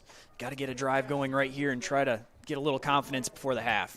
Hawkeye offense working from under center out of the flex bone. Fake handoff, and then touchdown. The option to the reversing Phillips. He'll drive his way over the 40 down to the 44-yard line for a gain of 5 on first down. As the Hawkeyes, couple of unsuccessful drives out of the gun, they go back to their bread and butter here. Yeah, I think they're staying away from it a little bit initially in some of the flex bone just because of what the Unity Christian defense can do and some of the physicality that they bring. Likely going to be a tough matchup, but they've struggled out of the gun now a little bit, so try to get back to their base and see if you can't find a spark. 2nd and 5 from the 44, 2 high safeties, Vancouvering and Phoebus out here as Petrulia goes under center. This is a fake give and a triple option pitch onto Sanchez. He'll break it wide and gets cut up in the backfield to the 41-yard line. A wall of blue led by Chapman and the ranging Vancouvering all over him. It'll be 3rd down and long. And once again, that storyline, Cy Behrens is remained on the Hawkeye sideline, and Adan Sanchez has been on in his place. Yeah, Behrens is one of their X factors, guys that can really make plays. They find ways to get him the football, and after he's been shaken up a little bit, you lose one of those guys that gives you that versatility to do different things, keep the defense off balance a little bit, so the Hawkeyes playing down a weapon. 3rd and 7, 4.5 minutes to go in the first half. Petrulia will go under center, tight flex bone formation. Sanchez in motion, fake handoff, roll to pass. Petrulia fires across his body, overthrown as he was looking for Cooper at the 45-yard line, out of the reach of a couple of blue hands as well. 4th down and 7. Petrulia to the sideline from the 42-yard line, and the Hawkeyes will treat this as 4-down territory, down 35-6. Yeah, trying to get that crosser down the field once again and trying to throw back across your body, always difficult to do. Petrulia had an open receiver right there, just missed the throw, and after starting off, hitting a pretty high percentage for the Hawkeyes, now 4 straight incompletions for Petrulia. 4th and 7, back to the flex bone here for Grant Petrulia, the quarterback, the senior, settling under center. Phillips in motion from the left H-back spot. Now he returns, and the Hawkeyes will burn their first timeout of this ball game. We'll stay with you through the break. Thanks as always to Centennial Securities along with the Bennett Center Farmers Insurance Agencies for presenting game night on Michigan Sports Radio. And CT, we're seeing a little bit of what makes Unity Christian so dangerous to me, because a game that really things started well in a lot of ways for Hamilton. Able to get that long drive on the second drive of the game and definitely not fully get out of things, but this Unity team, especially if they get a turnover against you, the way they just grind you down is quite impressive, and this is why they're going to go a long way and probably all the way to Detroit and Brush Street when it's all said and done. Yeah, I think when they're playing some of their best football, it can be really difficult to beat. Want to be one of the toughest teams in the state to beat because on defense they're so physical. They kind of take you out of what you want to do, make things really difficult to try to score a lot of points and have drives down the field offensively. They get the benefit then of starting with some really good field position. They're showing that they're still a very effective offensive group, even though it's maybe not the up-tempo, highest-scoring team in the history of high school football. They still have got some playmakers in that backfield, and they're going to be able to score a lot of points when they get that good a field position especially. 4:23 to go, and what is still a pretty long developing first half, especially for which is a pretty good crowd in a big stadium here at Grandville, and a very cold crowd, I think, for sure as well, as we fully are into playoff football weather. The Hawkeyes will go under center here, 2 wide receiver flexbone formation. Bronkhorst will be the fullback behind Petrolia. Petrolia straight drop to pass on 4th and 7, throws left side, diving attempt at the football in and out of the hands of O'Connor, and it'll go back Unity Christian's way. They get to start in plus field position at the 42-yard line. Once again, the Crusaders able to hold up in pass coverage. The incompletions continue to come for the Hawkeyes right there on 4th and long. Try to get a shot down the sideline, a little comeback route out that way, and unable to connect. Once again, the Crusaders going to be starting in opposing territory. Plenty of time trying to add on another score here before the half. And I think especially you think about playing down the road, some of the teams that Unity's going to have to play. We talk a lot about this linebacking core for this team. This secondary, is also led by DeHoop, Isaac Dang, and others, Justin Phoebus. They are also so stout. It will be a move back to the wing tee right here. Couple in the backfield, and this is on to Steenstra. 2 hands on the ball. He's wrapped up 2 yards past the line of scrimmage. A trio of Hawkeyes able to push him on back, led by Will Hickok after what's going to be measured just a gain of 1 on the forward progress to the 41-yard line. And one of the few things the Crusaders have been unable to do offensively in the first half, they haven't had a completion yet. They've taken a couple shots down the field, been unable to connect. I'm sure that's something Coach Tibby, I don't know if they'll use it in this game or not, but that's something as the playoffs go along. Of course, with the T teams like this, always to have those play-action passes in your back pocket. Only need them maybe 2, 3, 4 times in a game, but to have that ability. Back to the wing tee. This is a give on to Viss. He's got some room to go. Right side, breaking free, 25-20. With speed to the 10, 5, touchdown, Unity Christian. Nolan Viss joins the party, 41 yards, and the Satyrs stretch it again. Another long touchdown run for the Crusaders. Viss able to get around the outside and untouched by the Hawkeyes on defense. The Crusaders continue to find these big explosive plays in the run game. Once again, starting with a short field no doubt helps, but they're finding room right away. Another short drive in terms of plays. The Crusaders now extending their lead even further. Walters will look to add the extra point, get us to 42-6 right here. Phoebus will be set to hold. Snap down, right leg through the football. It's good, but there is a penalty marker down on the kick, and it's a false start on the Crusaders, who will have to do it again. 3:30 to go right now. And as I mentioned, critically, we do sit at a 41-6 game, so right now 35 points. And to begin that second half, right now the running clock could be on for the Satyrs, who have gotten all 3 of their starting running backs now in on the party, as Nolan Viss that time went 41 yards to the house.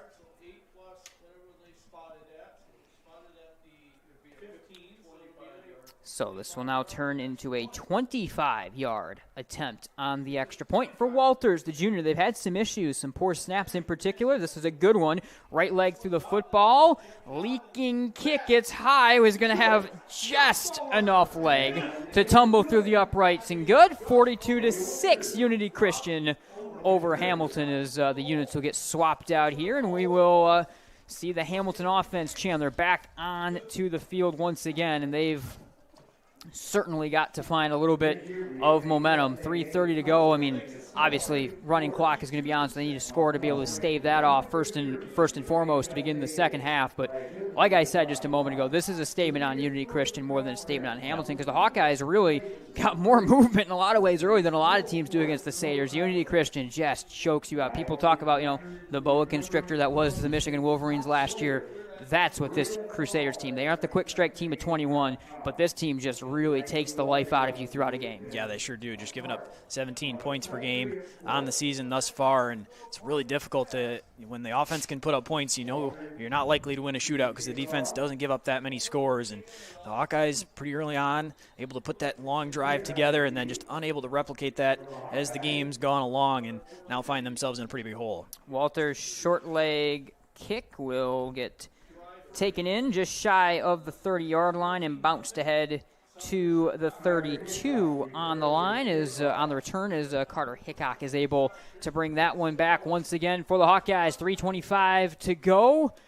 42-6 is the Unity Christian advantage as Grant Petrolia and this Hawkeye offense will get ready to go back to work right here and again try to get that lead within 35 going into the half. It will be Unity Christian getting the ball to start the second half as well in this one. Hawkeyes break it out. They will go back to the shotgun. They go 3 wide right here. Tight end right is aiding. Pair of receivers to the right with the ball on the left hash mark. Hawkins starts offset right hip of Petrolia. Snap at the waist. Drop to pass. Petrolia clutches, fires. He's got aiding the tight end, trying to slip the tackle at the 35-yard line and is unable to do so as he got well wrapped up by Levi Buller, the strong safety. 3:14 and less to go. They'll move it to the 35-yard line on that one. One thing the Hawkeyes have been able to do, get multiple receivers involved in the offense. 5 players have a reception. Aiding, that was his second now for 12 yards. It's been a couple short throws, but those are the ones that were dropping incomplete in the last couple drives and really set them back. 2nd and 7 right here, 35-yard line, and we tick inside 3 minutes to go in the first half. 42-6, Unity Christian. Hawkeyes on the move right here. Standing tall in the shotgun is Petrolia. Fakes the handoff to the man in motion. That was Phillips. He then swings it to Phillips at the 35-yard line. A penalty marker comes in the backfield as Phillips is able to trip his way down to just shy of the 40 to the 39. For the time being, sets up a 3rd and 3, but we'll see what this penalty is in the backfield. A little bit of contact all around Grant Petrolia on the throw. Yeah, holding right around quarterback. Looked like Breslin Nykamp, I believe, going to get flagged right there as he was trying to hold up in pass coverage and allow that play time to develop down the field, having some pressure, trying to keep his quarterback clean and forced to commit the hold right there. Breslin and Ben Nykamp on the left-hand side of that offensive line. They are cousins that settle in next to each other on this Hawkeye offensive line. It's where you and I, being Hamilton grads, it's very helpful to figure out what the relation are on players pretty easily from people. 2.5 minutes to go, and the Hawkeye offense will get ready to go back to work once again right here on what is now a 2nd down and 20. They spread them 3 wide with aiding off the left side of the line here. Snap to Petrolia at the waist. Drop to pass. Quick throw over the middle. Caught at the 25-yard line by Phillips. Blown up right away by Jared DeVries, ranging after a gain of 4 or 5 as they get it up to that 25-yard line. It'll be 3rd and a mile coming up right here for the Hawkeyes. 2:27 to go. And before it, Hamilton will call their second. Or actually, it's going to be Unity that's going to call their first timeout right here of the half. 2:27 to go. It'll be 3rd and 17 from the 25-yard line coming up here for the Hawkeyes as Coach Tibby also whistles in that timeout to try to get his offense one last chance on the field, possibly, if they can come up with a potential likely stop here as the Hawkeyes do face 3rd and very, very long 3rd and 17. Yeah, tough situation for the Hawkeyes backed up. You have to imagine you're looking to try to get right around half of it right here. Likely the game going the way it has in the situation, going to be going for it on 4th down. So if you can pick up 8-9 yards right here, give yourselves a chance to try to run a play of similar length or style to try to get that 4th down conversion and keep this drive alive. All right, Hawkeyes will break out of the timeout here. 3rd and 17 for Hamilton. They stand at their own 25-yard line with 2:27 to go in the second quarter of this playoff opener from Grandville's Bulldog Stadium. Unity Christian, the top-ranked team in Division 4, really wire-to-wire this year and put together a dominant, unbeaten season in the OK Gold, beat Pontiac Notre Dame Prep, maybe the top team in Division 5 last week handily. A team that certainly looks like they could be making a forward field run. They're making a statement here. 3rd and 17. Hawkeyes will spread it 3 wide. Aiding the tight end goes to the right-hand side. Ball in between the hashes. Phillips in motion. Now returns. On a screen, it's thrown to Hawkins, shy of the 30, and he gets tripped up at the 29-yard line pretty expertly right there, trying to range ahead. It'll be 4th down, and I believe we will see the Hawkeye punt unit out, as Unity Christian also will call a timeout. 1 timeout remaining here for Unity Christian. Stay with you through the break again.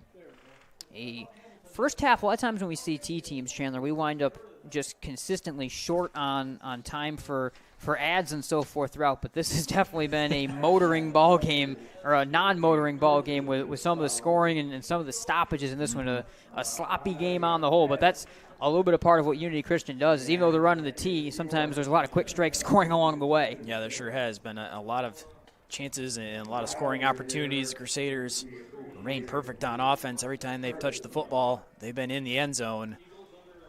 Other scores from across the area: West Catholic only up 19-14 over Muskegon Oak Ridge, and Byron Center at the half only up 10-3 over Northview. And of course, 13 games on Michigan Sports Radio tonight as Patch will get ready to punt it away for the Hawkeyes. He stands back to the 18-yard line as it will be Phoebus to the 35. Patch has done a pretty good job of flipping the field on a couple of occasions, but before he's able to do so, here's some miscommunication from the Hawkeyes. Coach Copes is forced to call a timeout, and they'll look to send it away. 2:19 remaining. We're going to step aside. Be right back here from Grandville.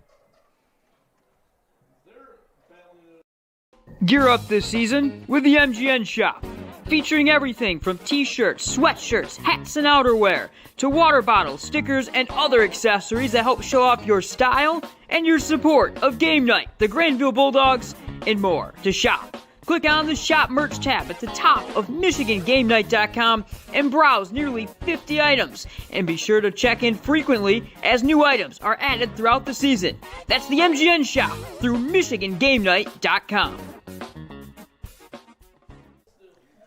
All right, welcome back. Nate Dreyer, Chandler Timmer here on Game Night. The Hawkeyes, out of the timeout, have decided they're actually going to go for it. 4th down and 12 from their own 30-yard line as Petrulia and the offense from the gun will look to convert right here. Snap at the chest and a roll right to pass here. Petrulia firing ahead, 34-yard line on to Aiding, gets blown up by DeHoop, and it'll be inside the 35-yard line, starting position here for the Satyrs. A short throw and right away read by DeHoop and blown up. Yeah, I have to imagine there was some other element to that play that got blown up before it could get set up. It looked like that was the initial read, trying to dump it in the flat to Aiding. Don't know what else, if there was going to be a hook and ladder type element to that play or something, because well short of the first down marker there on 4th down. But regardless, a failed 4th down attempt, and once again, Crusaders in opposing territory as they take over possession. Yeah, 2:12 to go, and we certainly are now into real potential to have the running clock for the entirety of this second half, and a dominant opener here for Jack DeHoop and this Unity Christian offense. The senior wearing long blue socks to go with his all-blue uniform. Handoff here over right guard on to the charging tailback who gets his first touch of the ball game as they're going into the bench a little bit right now, as that was Brody Skolton, the junior, getting the touch. So the second unit right now starting to run already for Unity Christian, as that will be a gain of 1 ahead of the 32-yard line. Yeah, I'd have to imagine the Crusaders going to take this opportunity to get some guys some reps. They're going to try to keep guys healthy as they look to advance and want to be at full strength as they move forward. They'll split the backfield into the wing T. Wing goes left, handoff, charging ahead over the 30-yard line on that carry with Josh Bramer, the sophomore. So Bramer able to carry that one. So the sophomore now in, and Unity Christian fully into the second unit right here. They'll break back into the wing T on a 3rd and 4 looking to convert. A give on to the charging number 92 in the backfield. They are going deep into the roster as that's Ryer DeVries taking that one up to the 25-yard line. He will be just short of being able to convert the first down. We'll see Unity go for it right here and look to extend this drive. They got that second unit of running backs completely in the ballgame. The first time they have failed to convert on 3rd down. Back to the wing T. It is the wing left right here, Brody Skolton, the junior. It's again DeVries charging number 92 over the 20, down to the 12-yard line. First down, Unity Christian. Something I have not seen a ton of, I think, in my life is number 92 running the football, but DeVries doing just that on that last set of plays. 1st and 10. We're down to 35 seconds on the clock. Once again, now DeVries goes wing to the right side. Fake handoff, some misdirection. It'll be a keeper here as there is a lot of miscommunication for DeHoop. He turns the corner over the 20 and dives down as far as the 15-yard line. 22 seconds on the clock. And Coach Tibby is going to call the timeout here out of some of that confusion. So he's fully already. Coach Tibby got that second unit on the football field right now. And some miscommunication on what looked like I think was going to be a pass play, but certainly got busted up a little bit. That sure did. DeHoop kept that one and was looking and could tell right away something wasn't right, and so just able to fight forward for a couple yards. Had to break a tackle or two to get those couple. So Crusaders have taken their final timeout, started this drive at the 33-yard line, 22 seconds on the clock. And they are into the red zone as well for only the second time in this game. Now that doesn't fully, I think, tell the story with this ball game, as they've put up 42 points on a lot of long striking runs outside of the one touchdown when they were inside the red zone. 22 seconds on the first half clock, second down and 8 here for the Crusaders, who will get set to break it from the 15-yard line. It will again be DeHoop to run the offense right here.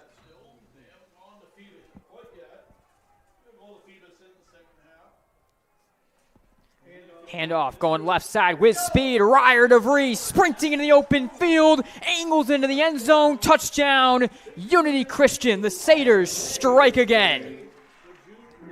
Unity Christian getting most of the second unit out there. Still doesn't matter. Able to walk right down the field. And an impressive run. DeVries showing some speed right there. Another guy could be a weapon out of this backfield, whether that's this year yet or in the future. Able to break one for 15 yards. And the Crusaders, another score.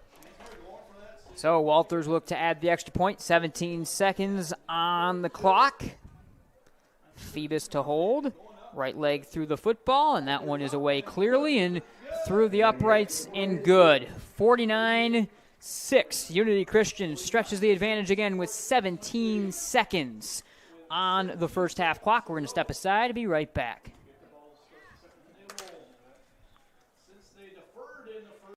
Was founded based on the belief that the interests of our clients must always come first. We listen and understand your objectives before making a recommendation. We customize the portfolio of investments to fit your goals. It is our commitment to provide a strong line of communication. Our services include family wealth management, saving for retirement, and estate planning and trust services. Getting started is as easy as picking up the phone.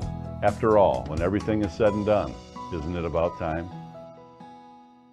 It's the final game, folks. This one wins the series. Struck out with the cheap seats? Important things aren't worth compromising. At Farmers, we offer both quality insurance and great savings. Here, take mine. We are Farmers. Bum, bum, bum, bum, bum. Game night is presented in part by Farmers Insurance, Bennett Center Agency, for all auto, home, specialty, life, and commercial insurance. See what a center can do for you. And welcome back as A.J. Fredrickson has it for the Hawkeyes into a big shoving pile to the 24-yard line on the return off the Walters kick. And here comes the Hawkeye offense with 8 seconds on the first half clock, 49-6. Unity Christian over Hamilton, as UC already is starting to work in their second unit right now on both sides of the football as we go to the second half momentarily. Hawkeyes begin at the 25-yard line on the mark here for Grant Petrulia and the Hawkeye offense. They'll spread it 4 wide with trips to the near side of the field. Ball on the far hashes. They go left to right across the radio dial on this final drive.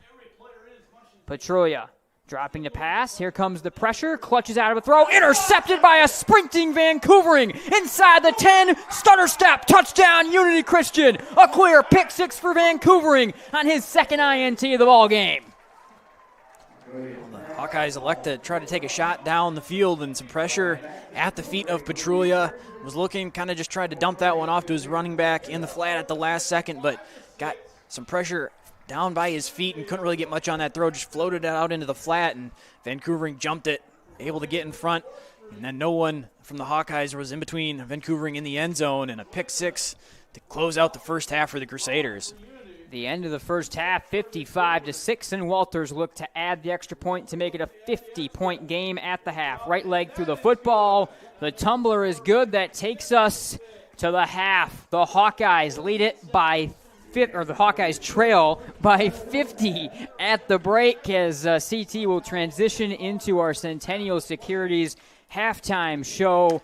Like we said, Unity Christian, what makes them scary, I think, isn't just that offense, but it's the defense and the defense's ability to force turnovers. And when you start to push against them, there were a couple ones that maybe were dropped or maybe were dangerous, those that weren't picked off, but for the most part, a couple for Vancouvering. And that pick six kind of puts it away. It's the Unity defense. They put up 56 points, but the Unity defense makes just as much of a statement because of that midfield starting position as well all game. Yeah, no doubt that helps. I think the defense making a statement here, especially in the second quarter. Gave up that score in the first, but then really put the clamps on in the second quarter, getting a couple interceptions, forcing some punts early in drives, some 3-and-outs from the Hawkeyes, giving their offense tremendous field position every time they get the football. All right, at the break, Unity Christian leading their playoff opener by 50. We'll be right back here on game night in the Centennial Securities halftime show.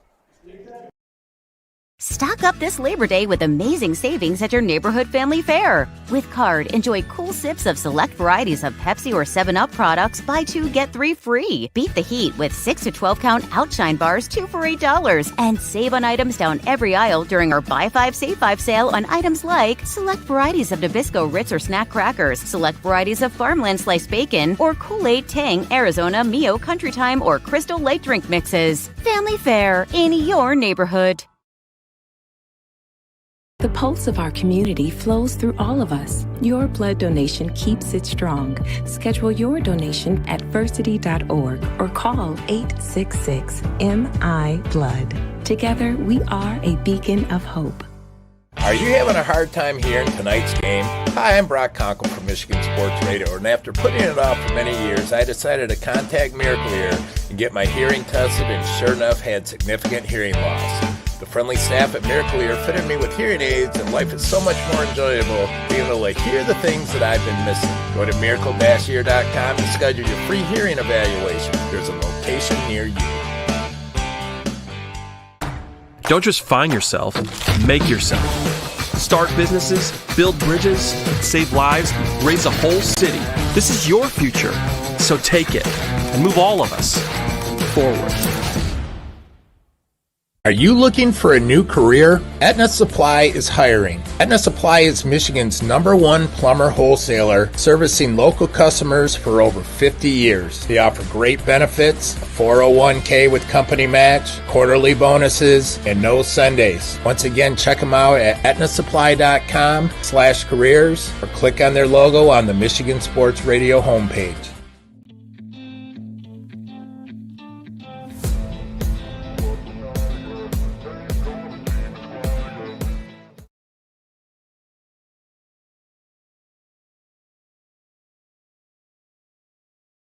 Securities was founded based on the belief that the interests of our clients must always come first. We listen and understand your objectives before making a recommendation. We customize the portfolio of investments to fit your goals. It is our commitment to provide a strong line of communication. Our services include family wealth management, saving for retirement, and estate planning and trust services. Getting started is as easy as picking up the phone. After all, when everything is said and done, isn't it about time?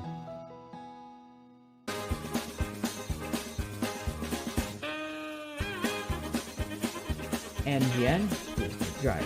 I am Chandler T. Oh, wow. We're going to leave this in. All right. This is staying in the show. He is Chandler Timmer. I am Nate Dreyer. This is what happens when you work together for 6 years. The names are one. We're just one, yeah. Chandler Timmer, Nate Dreyer. Chandler Timmer, Nate Dreyer. Michigan game night, tailgate report. We clearly have to stop talking.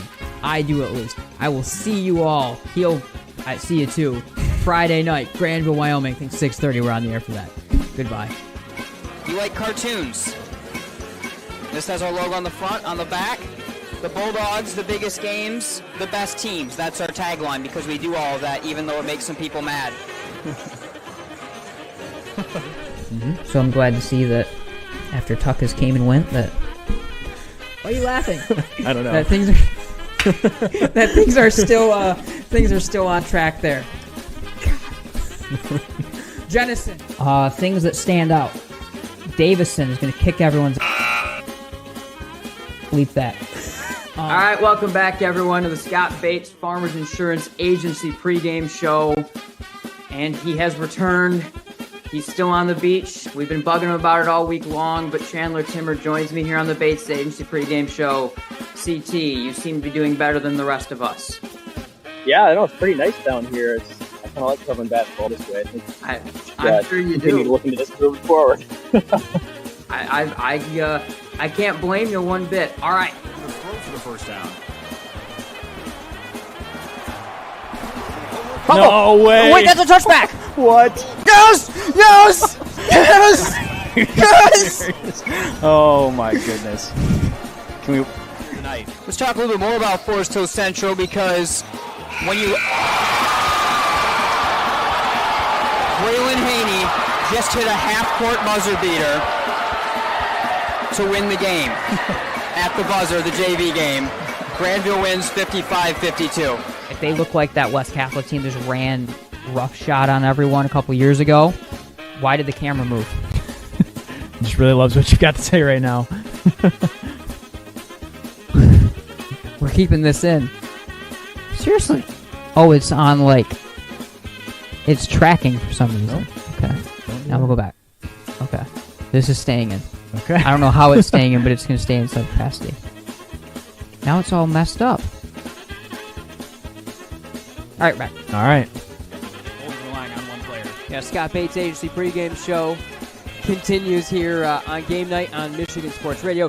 CT, I think the next thing that you have to mention most notably in this contest is break me every time still. Every single time that happens, it gets me. The winners still go to the Heartland student section last year at the Breslin Center. Those guys win every time. Season. We'll wrap up our broadcast with the Heinz Orthodontics smile of the game. So Pickerington North is a long ways away, especially if you miss an exit when you're driving down there. Who was driving? Who was navigating? He's thrown at that point guard position. Tough backcourt in general, getting to some of those other pieces that we have out there. After 3 years, it finally almost came down on me. Good catch. I don't know what kid caught that, but that was a good catch. But regardless, a tough back. Do you have any comments on the Trolls? No, I mean, I'm with you. You're friends with the Trolls? You are a troll? Well, I have troll tendencies potentially when it comes to egging you on, I guess, but... Your flight's at 5 or your... Yeah, the flight out of Panama City is like at 5, and we don't get home till like midnight, so... That sucks. So you're actually... That was a lie. You're not going to be tuning in. Yeah, no, if I'm at the airport at that time, I will be, but I'm likely missing most of it. Okay.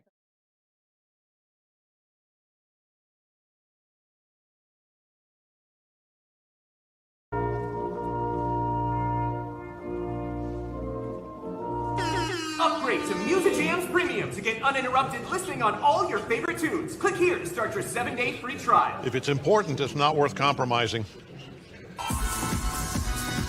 Which is why with Farmers, you don't have to compromise quality to get great savings on your insurance. I got this. We are farmers. Bum, bum, bum, bum, bum, bum. Game night is presented in part by Farmers Insurance, Bennett Center Agency, for all auto, home, specialty, life, and commercial insurance. See what a center can do for you. 288 schools start their march to a football championship, while 4 are crowned champions on the tennis court. I'm John Ross, and this is This Week in High School Sports, powered by the Michigan Achievement Scholarship. Do you remember the last time Rockford missed the MHSAA football playoffs? The Rams have played in every postseason since missing in 1994. They qualify for a 29th straight time this year, the longest streak in history.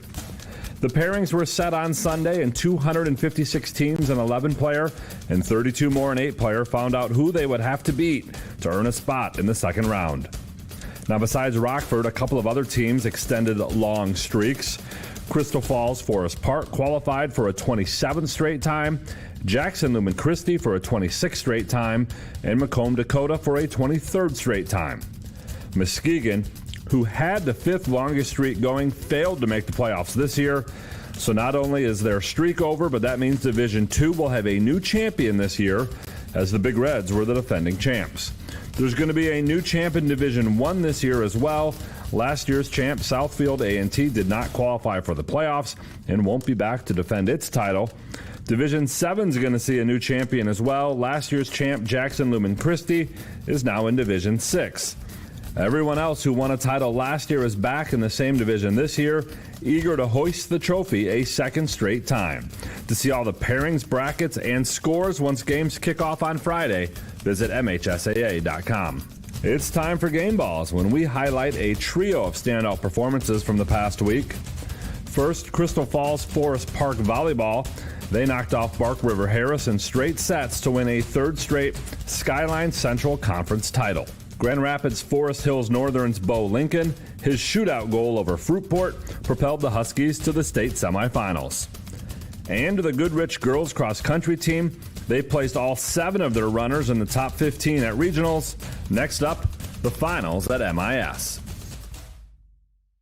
Graduating seniors could qualify for a tuition-free skill certificate or associate degree through the new Community College Guarantee, no matter their GPA or your household income. Or if your child plans to attend a 4-year university or career school, the Michigan Achievement Scholarship Program has them covered. They could get up to $27,500 toward a bachelor's degree or up to $4,000 for career training. Complete the FAFSA to get started at mi.gov/achievement.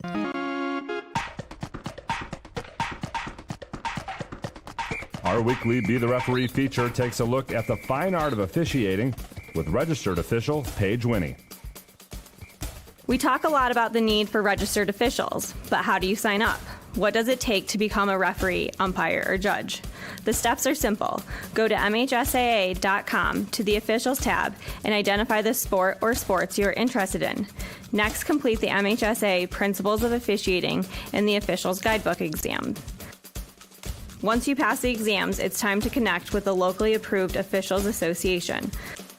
The local associations are the ones that provide the training, whether it's on the court, on the field, on the mats, or video training, to get that person completely immersed in the rules, mechanics, and coverages of what it takes to become a good official. Thanks, Paige. Now more than ever, we need officials. If you're interested, please go to the MHSAA website now to register. Catching up with our Lower Peninsula Boys Tennis Championships, there's been a lot of winning for the Shia brothers at Bloomfield Hills. Older brother Pierce won his 4th individual tennis championship, and younger brother Connor captured his 3rd as the Blackhawks won the Division I team title for a 2nd year in a row. In Division II, Forest Hills Northern bested Midland Dow and Birmingham Seaholm to win the team title. The Huskies were runner-up in 2021 and 22 and champs back in 2019 and 2020. In Division III, Ann Arbor Green Hills and Detroit Country Day are co-champs. The two teams both earned 32 points. It's the first shared title in Division III since Petoskey and Bloomfield Hills Andover shared the 2002 crown. And in Division IV, Holland Christian got individual titles at 6 of the 8 flights as they rolled to a team title. Maple City Glen Lake was 2nd. For more on all the action from the tennis courts, please check out MHSAA.com. You've been listening to This Week in High School Sports, powered by the Michigan Achievement Scholarship, a production of the MHSAA Network. Thanks for joining us. I'm John Ross. We'll be back next week.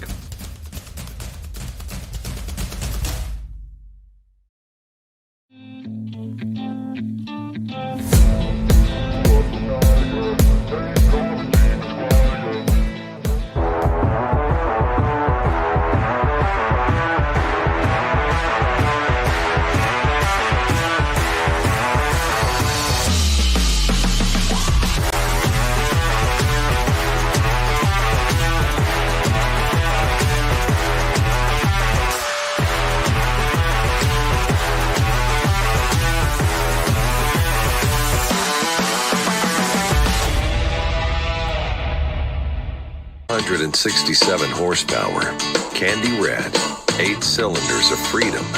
And to think, he only let me drive it once. I've never considered myself to be a lucky man. That would be Dad. He didn't know a thing about cars, couldn't tell a hatchback from a quarterback. But somehow his just kept going, and going, and going, and going. Turns out Dad wasn't lucky. He just knew where to look. Don't just find yourself, make yourself. Start businesses, build bridges, save lives, raise a whole city. This is your future, so take it and move all of us forward.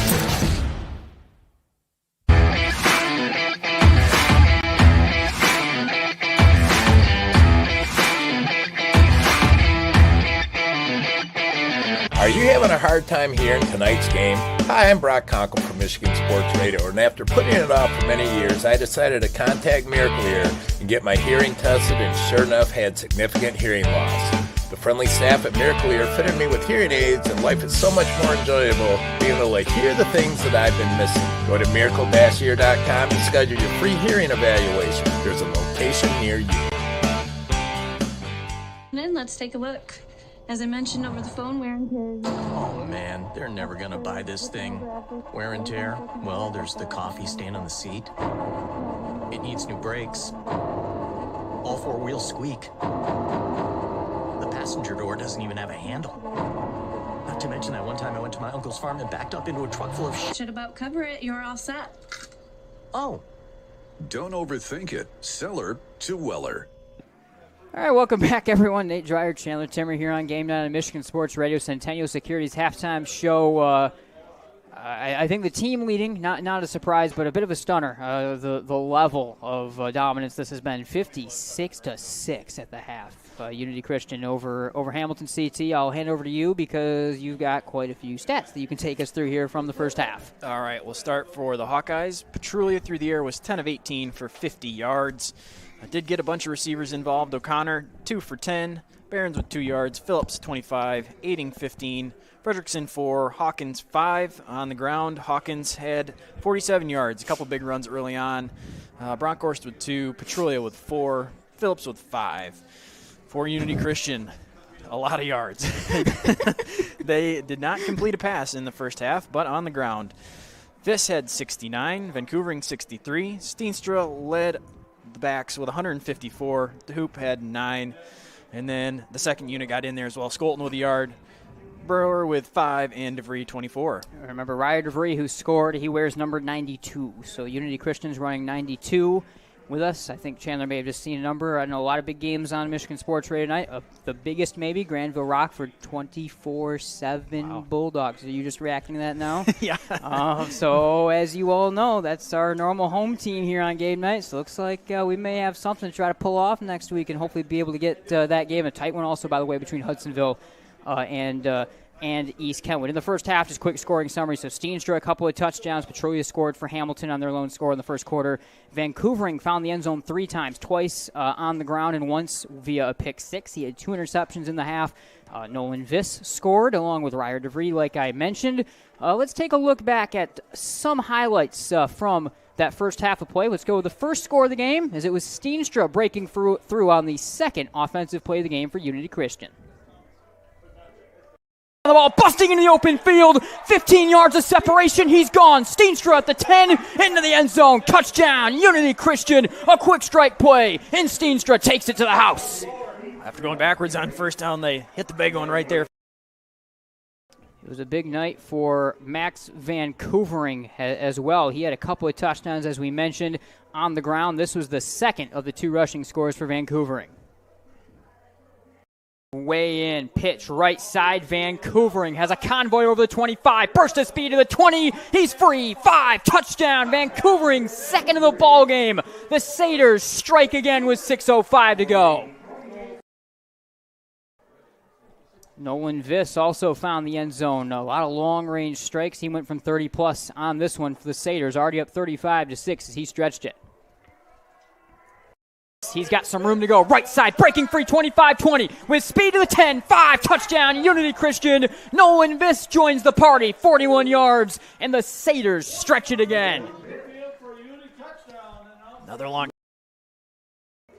As I mentioned, Max Vancouvering had a pick and a lot of other plays as well, certainly in that first half CT for Unity Christian as they stack up 56 points in the half. And it'll be Hamilton and Gabe Scrotenboer set to put it away in just a moment right here. They're in the traveling white uniforms are the Hawkeyes. Pants are in gold, helmets in black, and the all-home navies, top, bottom, and helmet for Unity Christian. Fresh 12 minutes on the board. It'll be a right-to-left send-away coming up right here for the Hawkeyes as they get ready to send it down to the sophomore, Jack Portinga.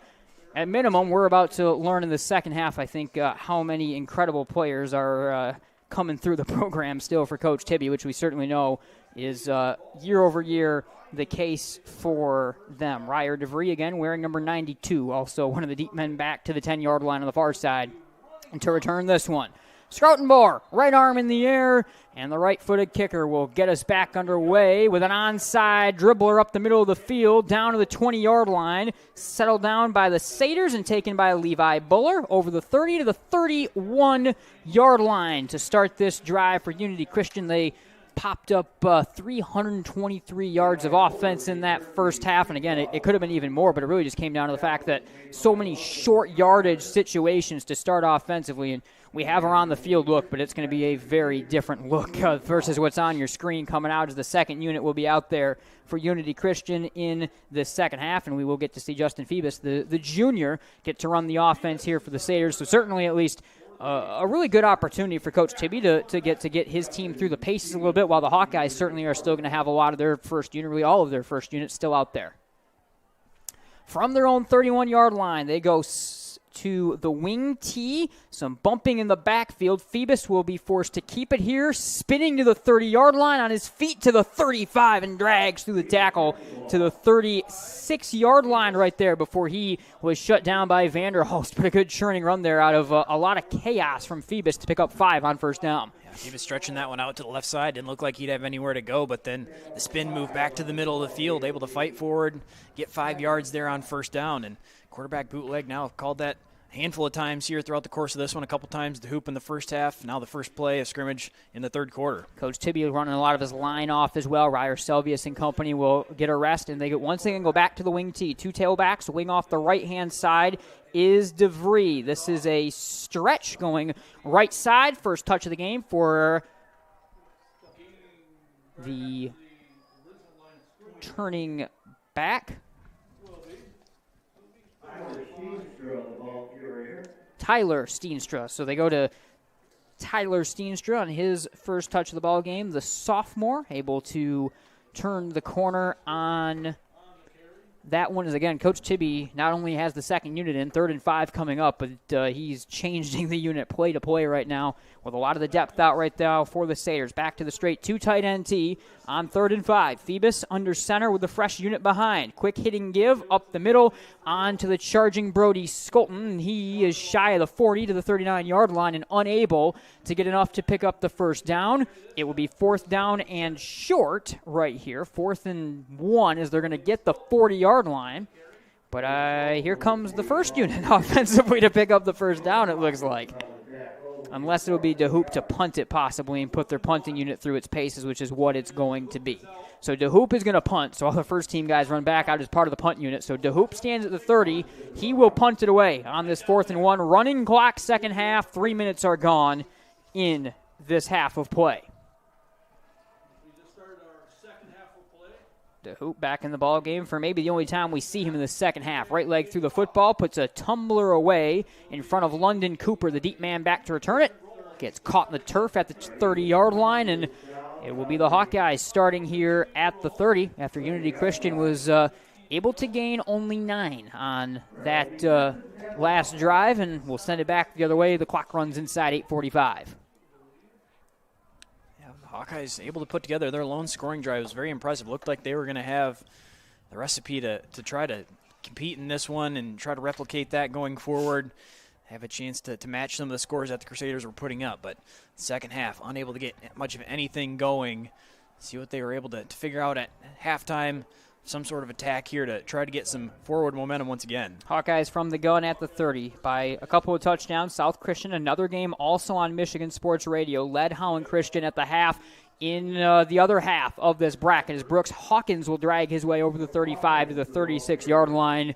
And the second-team defense all out there right now. Max Berriger, the junior, in on the stop for the Crusaders. Inside 8 minutes to go in the third quarter after a 56-6, 50-point dominating first half out of Unity Christian, but a good 6-yard gain there for Hawkins starting things off. And Hawkins, one of a few juniors on this team, but a Hamilton team, Chandler, that is very, very senior late and going to be a very different look next year for those coaching staff.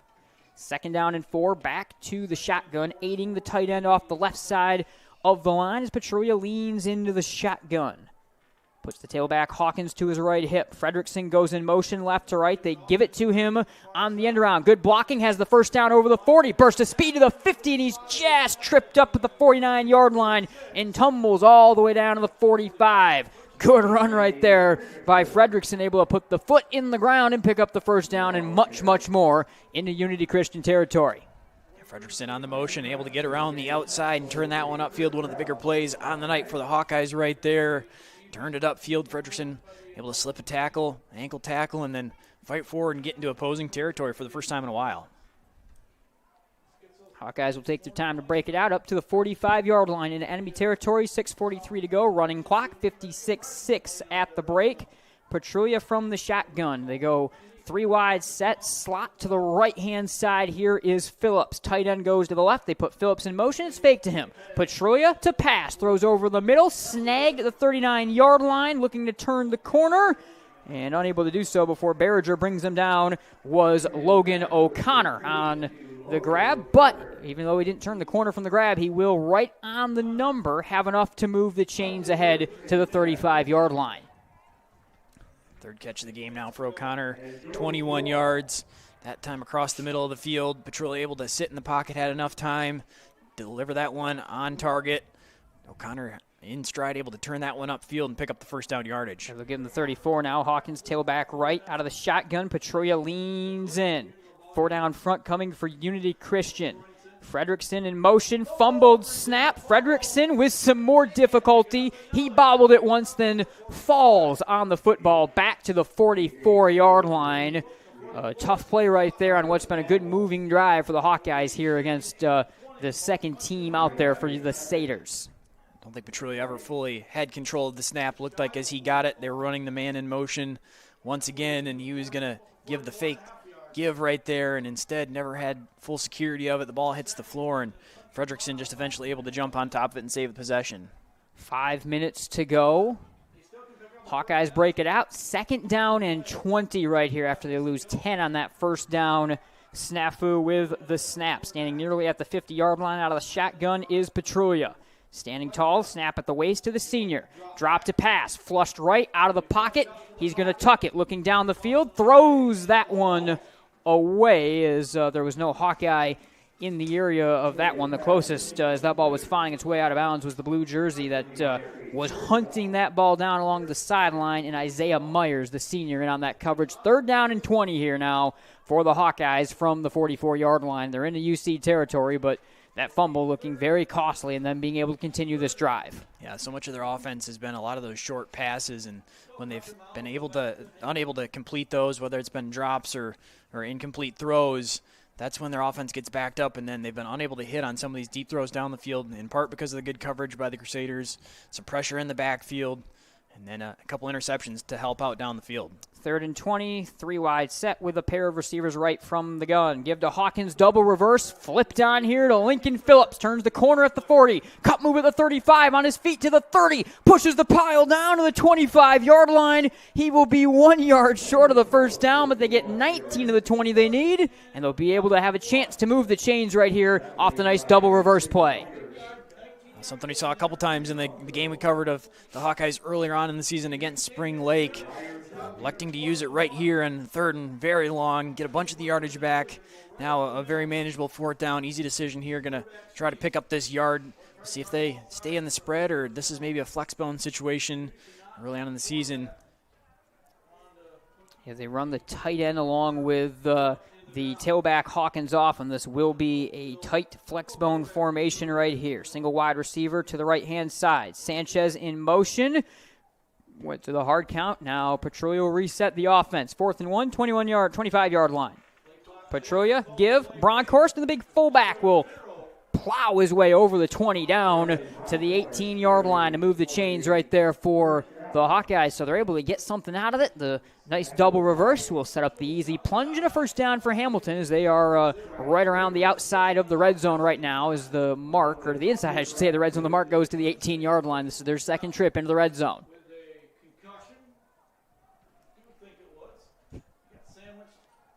Petrulia will go under center. 2.5 minutes to go. Clock running here. Single wide receiver right is O'Connor. Out of the flex bone. Double wing formation.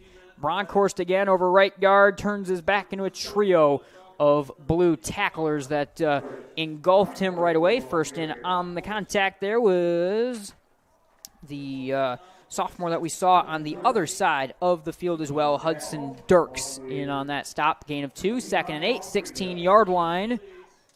And we go inside 2 minutes here in the third quarter. At all running clock, third quarter, 56-6 was the halftime advantage. And the Hawkeyes plowing it down now to the 16-yard line. Petrulia gets a message in to Sanchez. Again, Sanchez off the left wing right here. Cy Barons left with an injury in the first half. Quarterback going right side. Speed option pitch to the 15-yard line to Sanchez. Turns the corner. Angles his way out of bounds to the 9. That'll pick up the first down. Kind of a delayed little counter there before the pitch on to the turning slot back. And Sanchez will move the chains for the Hawkeyes and will be able to set them up with a 1st and goal. Had some success with some of that triple option look and those pitches to the outside, trying to get to the perimeter. Petrulia, not a huge threat with his legs, but can run that triple option pretty effectively, hold on to it until the defenders bite in, then get the pitch to the outside, and Sanchez there able to get some yardage. 1st and goal, 8-yard line. Ball on the right hash mark, single receiver left. O'Connor, fullback with a hand in the dirt here is Jaron Bronkhorst. Sanchez in motion, fake give, Bronkhorst, keeper with room, up the middle, Petrulia splits a pair of defenders into the end zone, touchdown, Hamilton, 2nd of the game for Petrulia. Nice drive from the Hawkeyes, their first of the second half, able to find some of what they were able to do on their lone scoring drive of the first half, get a nice play. I had 3rd and 19, looked like things were going to stall out, to get a big run and then double reverse down the field, and then able to convert the 4th down, keep the drive alive. And then a nice play right there. Petrulia on the keeper, able to punch into the end zone. The Hawkeyes get their 2nd touchdown of the game. And both times that they were able to get down into the red zone, they were able to score. Hawkeyes will go for 2 here, down 56-12. Petrulia fakes the pitch left, now rolling right to pass. Throws to the end zone through the hands of Phillips. Incomplete, 56-12. We're going to step aside, be right back here from the opener. Unity Christian over Hamilton here as we begin the drive to Detroit. Looking for a new career? Aetna Supply is hiring. Aetna Supply is Michigan's #1 plumber wholesaler, servicing local customers for over 50 years. They offer great benefits, a 401k with company match, quarterly bonuses, and no Sundays. Once again, check them out at aetnasupply.com/careers or click on their logo on the Michigan Sports Radio homepage. Have you ever thought about a career in metal manufacturing? Today, careers in robotics, product development, engineering, and IT are just some of the few of the outstanding careers available. There are hundreds of businesses in West Michigan looking for people just like you and are willing to provide the training you need. Go to youarehired.pma.org or click on the PMA logo on the Michigan Sports Radio homepage. There's an opportunity for a lifelong career, and it's in your hands. All right, welcome back. Nate Dreyer, Chandler Timmer. The Hawkeyes will go to a high onside kick to the 50, recovered by O'Connor at the 49-yard line. Now, was it illegal touching first? There is some communication between the Unity Christian sideline and the officials. They're going to have to talk about it. Hawkeyes say it's their football. I think it will be. Special teams coordinator Mark Banke for the Hawkeyes, who drew that one up. He is out on the field motioning that he's halfway out on the field motioning that it is going to be Hawkeye football. He's got both arms motioning that it's the football to the Hamilton as the officials are going to discuss this one. I think it's Hawkeye ball. I think it's a well-executed play. I think that's Hamilton football.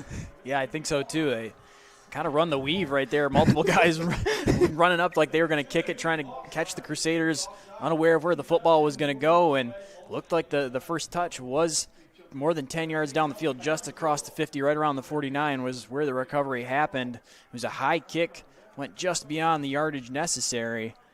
So the officials taking a while to discuss this here, but I talked to Mark Banke, their special teams coordinator down in the field before the game. He said, watch our special teams. We'll have something drawn up. And like you said, they ran the weave before they went to a high onside kick. I believe this should be Hawkeye football. 55 seconds on the third quarter clock. I don't know if we need to be discussing things for this long in a 56-12 game here. Unless the clock is running while they're discussing. That's right. It is a cold night here in Grant. I have to say, there's a lot of fans still here at the half, especially I have to say the Hamilton side has not cleared out as much as you may think, and it will be Hawkeye football. Well, sure, that's a big celebration from them. It sure is. So Hamilton will get the football, and the Hawkeyes will get plus field position here to start this drive at the 49-yard line. Coach Tibby now on the field arguing his case in the other direction, as everyone just wants this game to stop for a minute, I guess.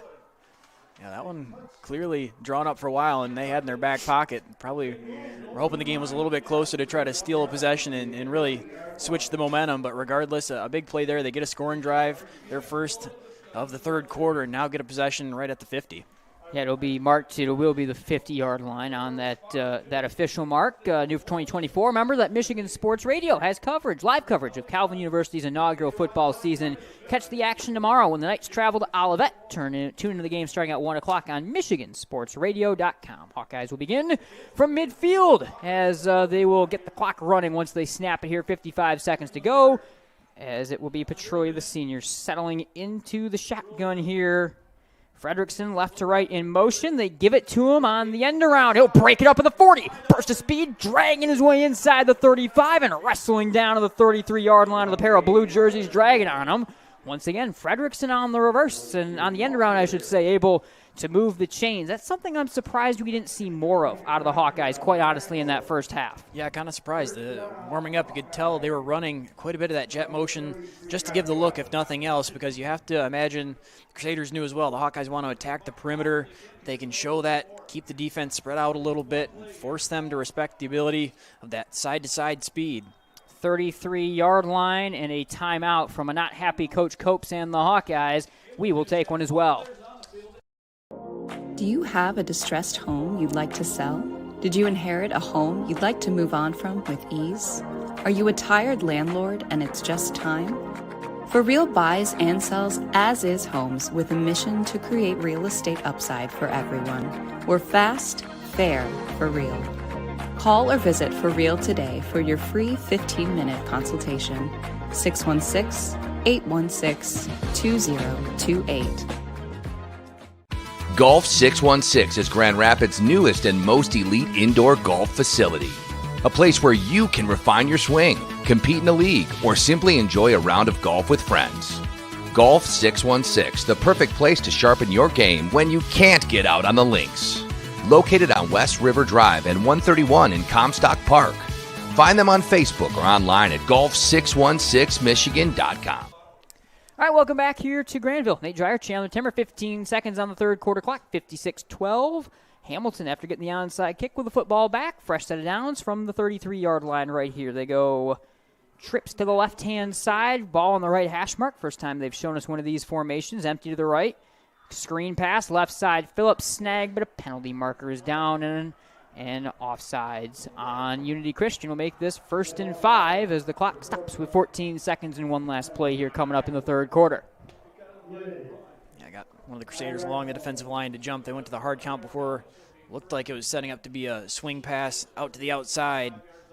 The encroachment there called first and free 5 yards for the Hawkeyes. 56-12, 14 seconds, as I mentioned on the clock. 1st and 5 here for the Hawkeyes. 28-yard line. Ball goes to the right hash mark. Once again, trips left, empty to the right-hand side, with the tight end aiding, though, off the right-hand side of the line. Hawkins, the tailback, left hip from the gun. Petrolia, snap the waist, drop to pass, clutching, looking deep down the field for O'Connor, looking for the end zone. Jump ball, O'Connor came down with it. Touchdown, Hamilton spins the ball in the end. What a grab by the senior. And the Hawkeyes strike again, 56-18. Just a tremendous play on the ball by O'Connor. It was a moon ball thrown from Petrolia way up into the air, dropped right at the goal line, and O'Connor just able to get in really good position. There was 2 Crusader defenders in the area, but good positioning by O'Connor, able to box out just a little bit, go up and catch that one at the high point, and Hawkeyes get a touchdown through the air. Yeah, great job there to add a little bit of a highlight on for the Hawkeyes, who now have over 220 yards of offense, and they will go for 2 with 5 seconds on the third quarter clock. Petrolia from the gun. Hawkins, tailback, left hip. puts Fredrickson in motion. They give it to him on the end around. The senior at the 5, breaking a tackle, races to the corner. 2-point conversion good. 56-20, 5 seconds on the third quarter clock. Do you bleed orange or maroon? The Hope College versus Calvin University blood battle is the biggest off the field. In partnership with Versity Blood Center of Michigan, the school with the most blood donations wins. The first ever battle is happening now, ending on November 6th with a big on-campus blood drive at each school. Here's how you can show your support. 1. Make an appointment to donate blood at your local Versity Donor Center, or tell us whether you bleed orange or maroon by entering the promo code Knights or Dutchman in the online appointment notes, or donate at the November 6th blood drive at your school. Blood donors at these drives will receive a special commemorative blood battle t-shirt while supplies last. 40-yard line, ball on the tee for Gabe Petrulia. Let's see what they have drawn up this time. We ran the weave last time, and let's see what the Hawkeyes can do this time to try to steal a possession back. 56-20 game. 5 seconds still on this third quarter clock. Unity Christian is ready for something. They crowd their unit in. The deep men back to the 20-yard line. Petrulia, right arm in the air. Has Patch out there with him as well to do the same look. This time a roller that's going to be handled at the 50-yard line easily by the up man. A little bit of pushing and shoving at the end of that play as well, and there's a penalty marker that comes out. It was recovered, I believe, by Tyler Steenstra on that one, but there was some shoving at the end of that play. I don't know actually who's getting this penalty marker, but it is going to be a discussion of officials. There are zeros across the third quarter scoreboard, so this is all going to count as we go into the fourth quarter.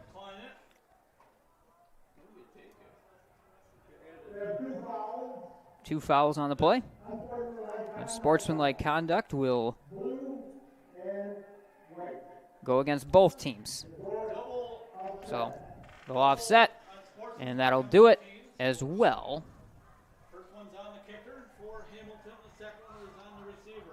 Because of the penalty, we have to run one more play here in this third quarter. There's zeros across the scoreboard. Phoebus and the Unity Christian offense running out onto the field. Are we just going to skip the break between the fourth quarter? I don't quite understand why both teams are coming out on the field. Now they run back to their sidelines, and now we will take a break as well. After 3, 56-20, Unity Christian over Hamilton. Don't go anywhere. Order groceries, schedule appointments, and rides online. So why not house cleaning? Sweep is West Michigan's go-to residential cleaning service. Order cleanings in minutes by selecting the rooms and services you need on the Sweep app. Pricing is transparent, scheduling is flexible, and we're fully bonded and insured. Visit sweepllc.com to download the Sweep app or book online. First-time users use promo code FIRSTORDER to get 10% off. sweepllc.com. A cleaning in a sweep.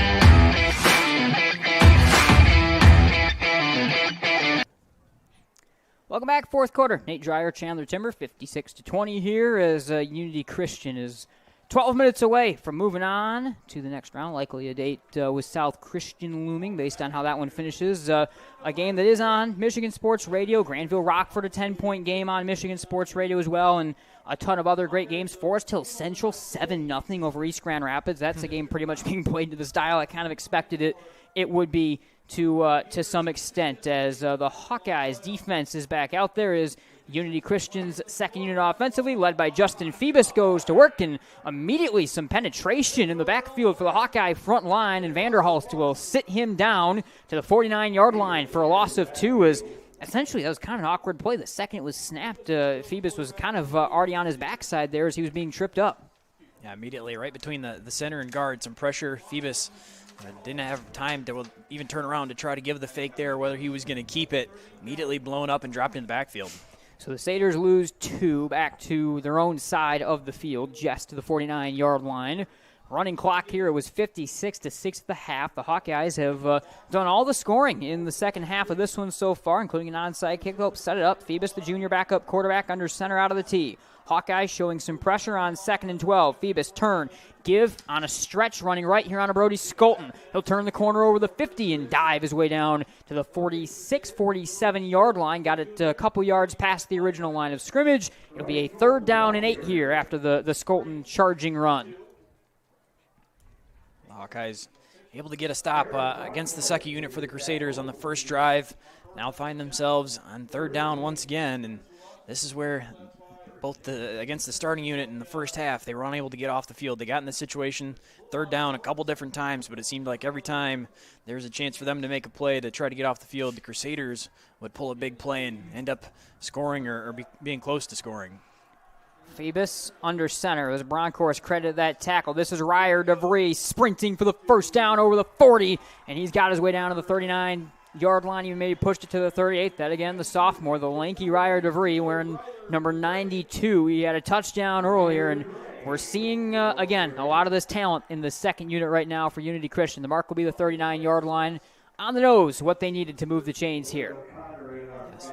So unusual to see a 92 move like that. Usually you're so used to seeing 92 is usually bigger players along the line, and he's not that whatsoever. He's got some pretty good speed yet coming out of that backfield. It feels kind of hockey-like where you've got like your scoring forwards wearing numbers in the 9. I think Gabe Landeskog wears 92. All right, 39-yard line, 2 tight end T, 9:44 to go for Unity Christian. Phoebus, quick hit and give on to DeVries, breaking the first wave of tackles and sidesteps over the 35 down to the 32-yard line. Good run right there to pick up a good 7 on the first down carry. Make it 6 on the first down carry. Make it 7. Like I said, first down carry there to the 32-yard line. Yeah, DeVries, one of the more effective runners on this second unit. Now 5 carries, 39 yards, couple back-to-back, 8 and 7 yards, showing he can be a weapon for this team, whether it's going to be down this playoff stretch and being a backup or if he's going to step into some more playing time next year. 2nd and 3, 32-yard line. Of course, a lot of seniors all across this team. Phoebus give to DeVries again up the middle, has the first down and drags his way as Brooks Hawkins was pulling on him down to the 26-yard line to move the chains. Hawkeyes still with that first-team defense out, but right now the second team, led by a lot of sophomores for Unity Christian, is pretty effectively moving the football. 8:44 and less to go as they're churning some clock here with the clock running in the fourth quarter, 56-20. Yeah, it's, I think, the main goal for the Crusaders right now is just trying to maintain possession of the football, keep the drive going.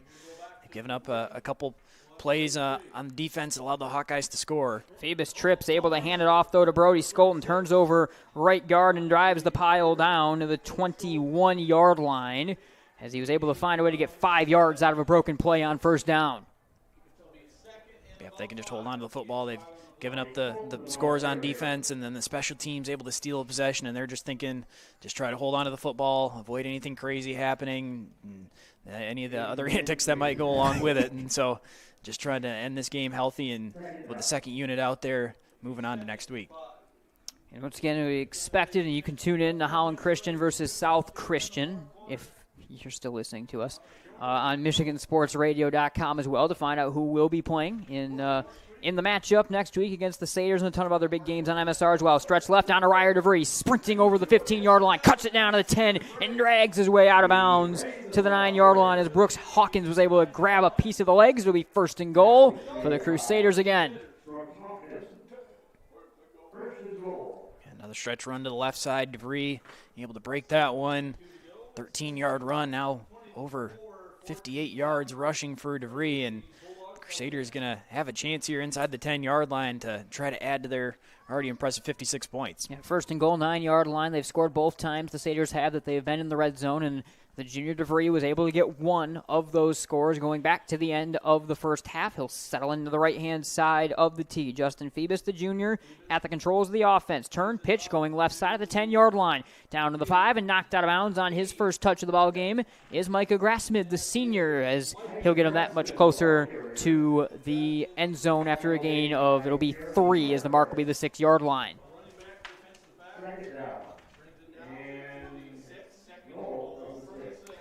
Second and goal, 6-yard line, 6.5 minutes to go here as Phoebus will run in from the sideline for the Crusaders once again. And if Hudsonville wins, they'll play Grandville, more than likely at Hudsonville High School next week Friday. 2 tight end T. Phoebus under center. Turn, give. Brody Skolton here, pushing his way inside the 5 and maybe got the pile as far as the 4. Forward progress will just be the 5-yard line. It will be 3rd down and goal right here for the Crusaders. From the 5, we tick inside 6 minutes to go in the ball game right here. See Walters on the sideline getting warmed up. Maybe a chance to try to add a field goal attempt to the day that he's had so far. It'd be interesting to see if the Hawkeyes can come up with a stop here on 3rd down, and if right around the line of scrimmage, if this is going to be a 4th and 5 goal line situation, if the Crusaders going to leave the offense out there, or an opportunity to get your kicker a shot at a field goal and a pretty close range one at that. Skolton and DeVries on either side of Grassmid out of the tee. This is going to be a DeVries. Stretch left, bobbled his way at the 5, turned the corner, down to the 4, and gets leveled out of bounds by a sprinting Brooks Hawkins. It'll be 4th down and goal from the 4-yard line. And I believe this is going to potentially be the punt unit coming out, or the kick unit, I should say, for the Crusaders. Maybe not, though. I saw Walters warming up on the sideline a little bit earlier on. It'll be the 3-yard line on the mark, and here comes Phoebus. So they'll go for it here as they'll try to add a couple more points onto the board. 4th down and goal, 3-yard line. We've ticked inside, 4:50 to go in this ball game. Phoebus will straddle under center, same unit behind him. Grassman in the middle of Skolton and DeVries. And this is a bobbled play. Fake handoff. Phoebus turns the corner. Beautiful bootleg. It will cut by a man into the end zone. And the Satyrs are back in business as Phoebus is in the end zone for the first time. 62-20. 4:39 to go. Unity Christian leaving the offense out there. 4th and goal from the 3-yard line. They go to the quarterback keeper on the bootleg once again. Going to the right side, Phoebus saw the defenders over pursue going that way to cut him off, and rolling out further to the right and able to find the opening in the middle, right around the hash mark, cut that one up and into the end zone. Final score from the team that normally plays here is the extra point is good, 24-14, as Grandville has beaten Rockford, and at the same time, East Kentwood has taken the lead over Hudsonville by a point. So a lot going on with the teams that we normally cover, CT, and certainly we'll have an eye on that, and you can check out all those games on Michigan Sports Radio. We're going to take a break and be right back here.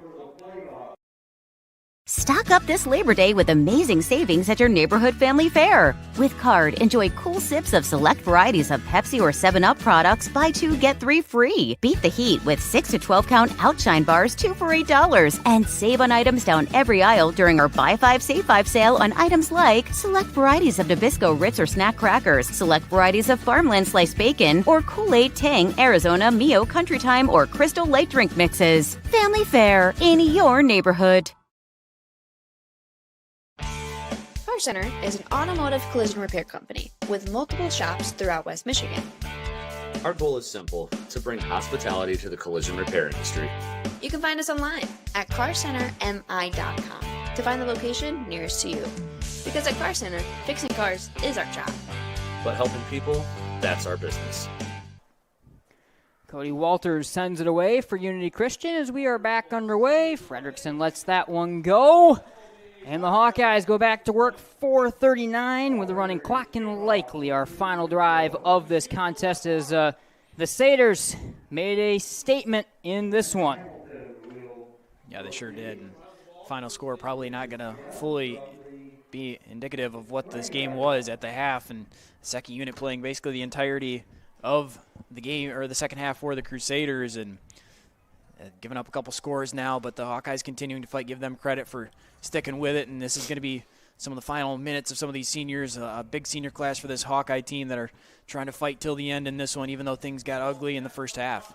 One of my big questions right now, Chandler, is if the Grandville Faithful are going to not allow us to come to the game next week now that they won when we weren't there. That's true. Handoff, end around left side, Fredrickson for the Hawkeyes, and once again on that sweep, they're able to get some movement over the 30, and he'll find his way all the way to the 33-yard line. 4.5 minutes to go, as Fredrickson, once again, really efficient when he's turned the corner on some of those end-around gives in the second half. Yeah, a little unfair going against the second unit for the Crusaders, but I think that's something the coaching staff for the Hawkeyes is going to look back on and maybe think they should have tried that a little earlier in the game as something that's effective, kind of runs away from the interior strength of the D-line and the linebackers, forces them to pursue it on the outside, but they've been able to unlock that here in the second half. All right. From the gun will be Petrolia. Snap at the chest to the senior. Clutches firing deep down the left side of the field. 45-yard line. Tie up over the football. And it's going to be intercepted. ranging down the field. Isaiah Myers on the pick, able to rip that one away down the sideline. Myers the pick, the third of the game, and the Satyrs take it over. Troy looking for the go route down the sideline, just chucking it up, trying to let his receiver go make a play, but DB right there able to get underneath it, secure that one as they went down, both kind of fighting for the ball, but third interception now for the Crusaders. 3:20 to go, 34-yard line here. As the Satyrs offense look to put this one away. So, question now comes down to where we're going to be next week. South Christian winning, we will not be doing the Unity Christian game, as those guys will take over, assuming they win it. But looks like Grandville is still going, and some things to figure out. And, of course, make sure you tune into the podcast next week, because it's going to be something. Under center, the Satyrs now go to Neil Nickel, the sophomore, on for his first action of the game. Handoff up the gut will get dragged ahead to the 39-yard line. As it was the sophomore back on that one, Tyler Steenstra on the carry to the 39-yard line. A 2nd and 5 right here coming up. Crusaders should just have to run a few more plays here, and this clock going to run down and put a cap on a really impressive night for the Crusaders. Able to keep their first unit offensively and defensively off the field for the entirety of the second half. They are just getting different quarterbacks in on every play. This time Isaiah Williams, the sophomore, will hand it up, stretch up the middle over the 45, driving ahead to the 47-yard line. On the charging carry that time was Jack Portinga taking it, as we are seeing a lot of – we got another quarterback again. And now will be Neil Nickel, the sophomore, back out once again. Every other play right now, Coach Tibby alternating the quarterback with 1:38 and less to go. 63-20, and the Satyrs just looking to put this one away here after a couple more touches. So Neil Nickel under center, out of the two tight end tee. The sophomore turns, and a give here on to Portinga once again. Two hands on the ball, bursting over the 50 and trips his way down to the 45-yard line for a gain of 8 on first down right there. Portinga almost looked like he was going to break that one. He got through the line pretty clean, and then just one of the Hawkeyes able to get a hand around the ankles and trip him up just enough. But would have been another strike right there from the Crusaders, a long run right around 50 or plus yards. 2nd and 2, final minute. They can start kneeling it if they choose to. But right now, the 2nd and 3rd unit out there running things down for Unity Christian, who will be on their way to the second round of the playoffs. Team that certainly made a state championship type announcement today, and they will wind up kneeling the football right now.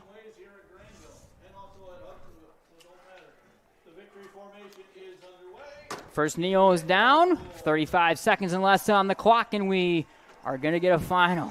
CT, this was quite the game and quite the performance. We knew, first off, we've sung the praises of Hamilton as a pretty tough, pretty physical football team throughout this year. A statement for Unity Christian. We're talking about this team as I said they're probably my favorite. If there was one West Michigan team to win a state championship, it's them. They punctuate that statement here tonight. Yeah, they sure did. Dominating the first half and then able to kind of cruise here in the second half, maintain the lead, and just a pretty comfortable win from the start for the Crusaders, showing that they really don't have an obvious weakness. The defense playing really strong. First unit only giving up the one score. Offensively, multiple big plays, able to drive, and were nearly perfect with the first unit on their drives and scoring opportunities. So I think a Unity team that definitely looks like they're poised to make a pretty deep run. 63-20, Unity over Hamilton. The Crusaders season marches on. Don't go anywhere. We've got a lot to get to here in our MGN Shop postgame show. Don't just find yourself, make yourself. Start businesses, build bridges, save lives, raise a whole city. This is your future, so take it and move all of us forward. Rapid Sports Hall of Fame celebrates the city's rich sports history by honoring prominent West Michigan athletes and those who have contributed greatly to sports on a local, state, or national level. A class is elected each year and then honored at an induction ceremony in the fall. They also prevent annual events in support of West Michigan athletics, and they raise funds to support local youth organizations and charities. Follow them on Facebook or check out the pictures and biographies of all 181 inductees at grshOF.com. Our Center is an automotive collision repair company with multiple shops throughout West Michigan. Our goal is simple, to bring hospitality to the collision repair industry. You can find us online at carcentermi.com to find the location nearest to you. Because at Car Center, fixing cars is our job. But helping people, that's our business. The pulse of our community flows through all of us. Your blood donation keeps it strong. Schedule your donation at versity.org or call 866-MI-BLOOD. Together, we are a beacon of hope. Uccello's Restaurante is where great food and sports come together. There's something for everyone from a variety of handcrafted pizzas along with classic Italian dishes. With over 50-plus TVs in each location, you won't miss any action of the big game. Plus, they deliver. To check out their menu or order online, go to uccellos.com. Check us out to see why we're the #1 sports lounge in the area. The 76 Diner and Truck Stop would like to invite you and your families to come and check out their diner. With locations in both Byron Center and Coopersville, they're a great place to stop before or after the game. They have a wide variety of menu choices to feed all the kids. They serve breakfast hot all day, and they're able to accommodate all of your large group needs. Their full menu is available for takeout orders, and they have online ordering at 76truckstopdiner.com. Welcome back. MGN Shop Postgame Show. Nate Dreyer, Chandler Timmer wrapping this one up here 63-20. CT, I'll send it right over to you as you've got a pretty long stat rundown. I guess kind of highlight at least some of what stands out because you have as many names as I've ever seen, especially for Unity Christian on a stat sheet. Lots of players found the score sheets tonight for both sides. But for the Hawkeyes, Petrulia had 11 completions for 78 yards. O'Connor, 4 receptions for 49. Phillips with 3 for 25, Aiding with 3 for 15 on the ground. Hawkins led the way for the Hawkeyes with 53 yards. Petrulia had 12, and Fredrickson 40 for the Crusaders. A couple big numbers here. All the damage once again on the ground. Did not complete a pass in this one. Viss with 69 yards, Vancouvering 63, Steenstra 154, DeHoop with 9. And then a bunch of guys on the second and third unit got in, but the main one jumps out DeVries. He had 8 carries for 60 yards. All right, a little bit more still to get to. We've got a couple ads from that fast-moving second half. Got to play quickly, and then we'll be right back here on the MGN Shop post-game show to hand out some awards and get out of here as Unity Christian has done just that in dominant fashion. Stock up this Labor Day with amazing savings at your neighborhood family fair. With Card, enjoy cool sips of select varieties of Pepsi or 7-Up products. Buy 2, get 3 free. Beat the heat with 6 to 12-count Outshine bars, 2 for $8. And save on items down every aisle during our Buy 5, Save 5 sale on items like select varieties of Nabisco Ritz or Snack Crackers, select varieties of Farmland Sliced Bacon, or Kool-Aid, Tang, Arizona, Mio, Country Time, or Crystal Light Drink mixes. Family Fair in your neighborhood. Car Center is an automotive collision repair company with multiple shops throughout West Michigan. Our goal is simple, to bring hospitality to the collision repair industry. You can find us online at carcentermi.com to find the location nearest to you. Because at Car Center, fixing cars is our job. But helping people, that's our business. All right, MGN Shop post-game show. Nate and Chandler, let's wrap it up. Let's start with our Car Center hit of the game from this big Unity Christian win tonight. And not necessarily one hit that stands out, but just the entire defensive performance for Unity Christian, start to finish. CT, so impressive out of this team, the way they shut down the Hawkeyes and really all aspects of the game. Yeah, it really was. Gave up just that one scoring drive from the first unit defensively, made things difficult, forced the Hawkeyes to have to run their offense differently than they normally would to try to avoid what they do so well. But the physical play that we've seen from them all regular season translated here to the first round of the playoffs. Yeah, absolutely. A couple more awards here. We start with our player of the game presented by the Sinner Agency, Farmers Insurance Bennett Sinner Agency. Remember, for all auto, home, specialty, life, and commercial insurance needs, see what a Sinner can do for you at 616-980-4949. And a couple guys, of course, to go to. Steenstra, the big numbers on the ground, but I think you got to go Max Vancouver. 2 rush touchdowns, 2 interceptions, one of which was a pick 6. His fingerprints were all over this game, as they always are. Yeah, no doubt. I think what he was able to do both sides of the football, only had 3 carries, but 63 yards, a couple touchdowns, a couple picks as well on the defensive side, and only played a 1/2 of this game. And so he was able to put up some big numbers, a really impressive play in that time. And lastly, Centennial Securities presents our Play of the Game award, and we go to one of those Vancouvering plays. It was the pick 6 that ended the first half. Max Vancouvering, the Centennial Securities Play of the Game. The pass, here comes the pressure, clutches out of a throw, intercepted by a sprinting Vancouvering inside the 10, stutter step, touchdown, Unity Christian. A clear pick 6 for Vancouvering on his second INT of the ball game. All right, CT, we talked about a lot. Huge statement for Unity Christian, but now we look ahead. Second round of the playoffs, big district championship week coming up. You know where to follow us at MI Game Night for all of where we're going to be. And remember, next week on YouTube, we'll have a new YouTube show, I think certainly out to break down all of this madness and, kind of announce where we're going to be. If things hold, it will be Grandville and East Kentwood unless Hudsonville makes a late comeback. That game on Michigan Sports Radio right now, so we'll certainly sign off and immediately go over to listen to that one ourselves, find out where it is. Regardless, Grandville beats Rockford in that one. It's going to be an electric show out of us for sure. So make sure you tune to that on our YouTube page next week. He is Chandler Timmer. I'm Nate Dwyer. Dominant one, 63-20. Unity Christian all over Hamilton. And the Satyrs move on as they start what could be a real march towards the state championship here tonight at Bulldog Stadium. We'll see you all next week.